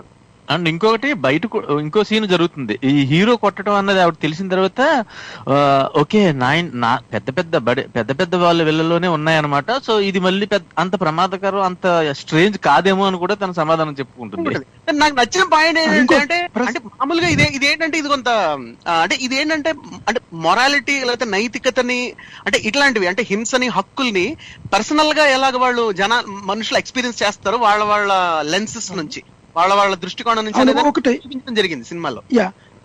శరత్ గారు ఇంకొక విషయం అంటే ఇక్కడ ప్రతిదానికి సొల్యూషన్ లీగల్ అప్రోచే కాకుండా మన చుట్టుపక్కల ఉన్న పెద్దవాళ్ళు కానీ లేకపోతే అత్తగారు మీరు అన్నారు కదా, మొత్తం ఆ ఫ్యామిలీలో ఉన్న వాళ్ళందరూ కూడా ఇటువంటి వాటికి ఎందుకు సొల్యూషన్ చూపించలేరు అంటే లాయర్స్ దగ్గరికి వెళ్ళినప్పుడు సహజంగా ఉన్న రెండు సొల్యూషన్స్ ఏంటంటే కాంప్రమైజింగ్ అని మాట వరుసకి చెప్పినా సరే అల్టిమేట్ గోల్ అల్టిమేట్ గా జరిగేది ఏంటంటే మ్యూచువల్ కన్సర్న్ తో విడిపోవడం కానీ, లాయర్ ఫీజు కానీ, లేకపోతే కాంపెన్సేషన్ లాగడం కానీ, ఈ హై ప్రొఫైల్ కేసెస్ ఏవైతే ఉన్నాయో దాంట్లో ఇన్వాల్వ్మెంట్ ఉన్నప్పుడు మీరు ఇంతకుముందు మంచి పాయింట్ చెప్పారు. బాధితులు ఎవరైతే ఉన్నారో వాళ్ళ పర్స్పెక్టివ్ నుంచి ఆలోచించకుండా చూసిన వాళ్ళు వాళ్ళ ఓన్ ఒపీనియన్ తోని ఒక బయాస్డ్ గా చెప్పే జడ్జిమెంట్ ఏదంటే దట్ ఈస్ నాట్ రైట్. కానీ ఒక బేసిక్ గా మనం వినిపించేది అంటే ఎవరి సంసారాన్ని వాళ్లే చక్కదిద్దుకోవాలి కాబట్టి పని మనిషి తన సంసారాన్ని తన చక్కదిద్దుకుంది. She knows what she wants, she knows how to react now. అదే విధంగా ఈ విడిపోవడం అనేది సొల్యూషన్ కాకుండా ఎడ్యుకేషన్ అనేది బేసిక్ ప్రాబ్లం. ఇక్కడ ఎవరికి హస్బెండ్ కి ఎడ్యుకేషన్ ప్రాబ్లమే, అత్తగారికి ఎడ్యుకేషన్ ప్రాబ్లమే. The way they raised up అక్కడ గనక సాల్వ్ చేయగలిగితే టచ్ చేశారు లాస్ట్ లో అత్తగారి పాత్ర ద్వారా చెప్పిస్తారు. అండ్ మనం మీరు చెప్పినట్టుగా నువ్వు మగడరా బుజ్జి అన్న డైలాగ్ ఇదేసారు. అలాగా అంటే మనకి ఇంట్లో డొమెస్టిక్ హెల్ప్ చేయటం దగ్గర నుంచి నేర్పించడం దగ్గర నుంచి ఈ సెన్సిటివ్స్ అన్ని కూడా చెయ్యాలి. అండ్ లాస్ట్ పాయింట్ నా వైపు నుంచి అంటే ఈ ఒక సింగిల్ డైలాగ్ నాకు నచ్చింది. అక్కడ తాప్సీ ఈ పాత్ర ద్వారా ఏమి కోరుకుంటుంది అన్నది అక్కడ తెలుస్తుంది. ఏమంటుందంటే lawyer, it's an unfair deal. అంటే నువ్వు అనుకుంటున్నావా పెళ్లి అన్నది ప్రతిదీ ప్రేమతోటి జరుగుతుంది అనుకుంటున్నావా? అది ఒక సోషల్ కాంట్రాక్ట్ లాంటిది. So you will get some sense of dignity and security out of it. So నేను 50% కోసం నేను వేస్తానంటే షీ సేస్ నో, 50% గురించి నాకు ఎందుకు వేస్తున్నావు అంటే తన ఆడబడుచు వచ్చి because you have invested your time money అన్ని పెట్టావంటే ఇట్స్ నాట్ ఫెయిర్ డీల్ అని లాయర్ అంటే ఈవిడ అంటుంది అమృత పాత్రధారి తాప్సీ ఏమంటుందంటే we have a fair deal. He earned money and I looked after the house and so what's unfair is the slap. What's unfair is the expectation that I should move on. And what's unfair is all my options are messy and unpleasant, and what's unfair is even you advise me to accept the unfair. So అది ఆవిడ చూసేది, ఆవిడ problem ఎలా చూస్తుంది, ఏం expect చేస్తుంది అన్నది ఆ ఒక్క డైలాగ్ లో బాగుంటుందండి. సో బాగా రాశారు అంటే ఈ డైలాగ్స్ కానీ స్క్రిప్ట్ స్క్రీన్ ప్లే అని. తర్వాత ఒక్కసారి ప్రేమ పోయిన తర్వాత ఒక్కసారి ప్రేమ అనేది పోయింది అన్న తర్వాత మీకు ఏ ఆప్షన్స్ కూడా యాక్సెప్ట్ చేయాలనిపించింది. అండ్ ఇప్పుడు శ్రీకాంత్ చింతల గారు, మీరు నాకు ఒక డౌట్ ఉందని దాంతో మనం కంక్లూడ్ చేసేద్దాం ఈరోజు సెషన్. సో అందులో ఇది ఒక్క స్లాప్ అనేది రీజనబుల్ కాజ్ కాదు ఫర్ డివోర్స్ అని చెప్పారు. అది ఎంత వరకు వ్యాలిడ్ అంటారు? అంటే single instance of domestic violence అనేది దాని ఇంటెన్సిటీని చూస్తూ ఉంటారు జనరల్ గా. సింగిల్ ఇన్స్టెన్స్ ని గ్రౌండ్ ఫర్ డివోర్స్ గా జనరల్ గా తీసుకోరు. అండ్ ఇందులో అంటే that is to answer your question. నేను ఒక పాయింట్ యాడ్ చేద్దాం అనుకున్నది ఏంటంటే ప్రాక్టికాలిటీకి కొంచెం దూరంగా ఉంటది ఈ సినిమా. వన్ సైడెడ్ గా చేసి ఒక పాయింట్ ప్రూవ్ చేయాలనుకున్నారు కాబట్టి చెప్పారని అనిపిస్తుంది. కానీ హస్బెండ్ సైడ్ ఏదైతే డైవర్స్ అన్ని ఫైల్ చేస్తారో అదంతా ప్రాక్టికల్ గా చూపించాడు. కానీ నిజ జీవితంలో ఏమవుతుందంటే ఇప్పుడు దాకా ఒక కేసు కూడా అంత జెన్యున్ గా అసలు రియల్ వాస్తవం జరిగింది మాత్రమే నేను పిటిషన్ లో పెడతా అన్న కేసు బహుశా ఒక్కటి కూడా నేనైతే చూడలేదు. మరి అంటే ఇక్కడ ఒకటండి, అంటే మీరు అంటే ఇంట్లో ఇద్దరు భార్య భర్త మాట్లాడుకుంటున్నప్పుడు ఆర్గ్యుమెంట్ అనేది నిజాయితీగా ఉంటది. అంటే వాళ్ళిద్దరూ అంటే ఎందుకంటే ఒకళ్ళ గురించి ఒకళ్ళు తెలుసు కాబట్టి. కానీ ఎప్పుడైతే కోర్టుకు వెళ్తుందో అక్కడ కేసు నెగ్గడం అనేది పాయింట్ ఆఫ్ వ్యూ అవుతుంది. అంటే సో సినిమాలో ఇదంతా ఉంటుంది. మీరు పిటిషన్ వేసారంటే పిటిషన్ నెగ్గడం అనేది ఇంపార్టెంట్ అవుతుంది. అంతేగాని వైఫ్ అండ్ హస్బెండ్ నిజాయితీగా మాట్లాడుకోవడానికి కోర్టు వేదిక కాదు, అది వాళ్ళ బెడ్రూమ్ వేదిక లేదా ఇల్లు వేదిక. అలాగే పెద్దల సమక్షంలో కూడా నిజాయితీగా మాట్లాడుకోవడం అది కూడా వేదిక కాదు. ఎందుకంటే ఎక్కువ మంది వస్తున్న కొద్దీ ఎవరి కాంట్రిబ్యూషన్ అది వచ్చేస్తుంటుంది. సో సైడ్ ట్రాక్ అవుతుంది. సో రిలేషన్షిప్స్ అనేవి ఏంటంటే ఎస్పెషల్లీ మ్యారేజ్ రిలేషన్షిప్స్ ఏంటంటే వైఫ్ కి హస్బెండ్ కి మధ్యన ఉన్న అంశం, అంటే వైఫ్ కి హస్బెండ్ కానివ్వండి, ఇద్దరు వ్యక్తులకి ఎవరైతే పెళ్లి చేసుకున్నారో వాళ్ళకి మధ్యన అంశం ఆ ఎంపతి కానీ, అంటే ఆ సహానుభూతి కానీ, అవతల వాళ్ళ భావోద్వేగాలకి ఒక రకమైన గౌరవం గాని ఇవ్వడం అనేది అది లర్నింగ్ పాయింట్ ఉండాలి.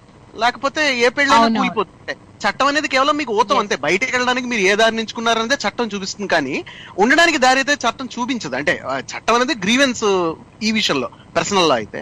సో అది మనం ఎడ్యుకేషన్ త్రూ కనుక్కోవాలి. Yes, thank you so much అండి శ్రీకాంత్ గారు, ప్రసాద్ గారు, గోవింద్ గారు అండ్ శరత్ తేజ గారు. It's a very good discussion అండి. Will continue this in the next week also about the availability, biases and cognitive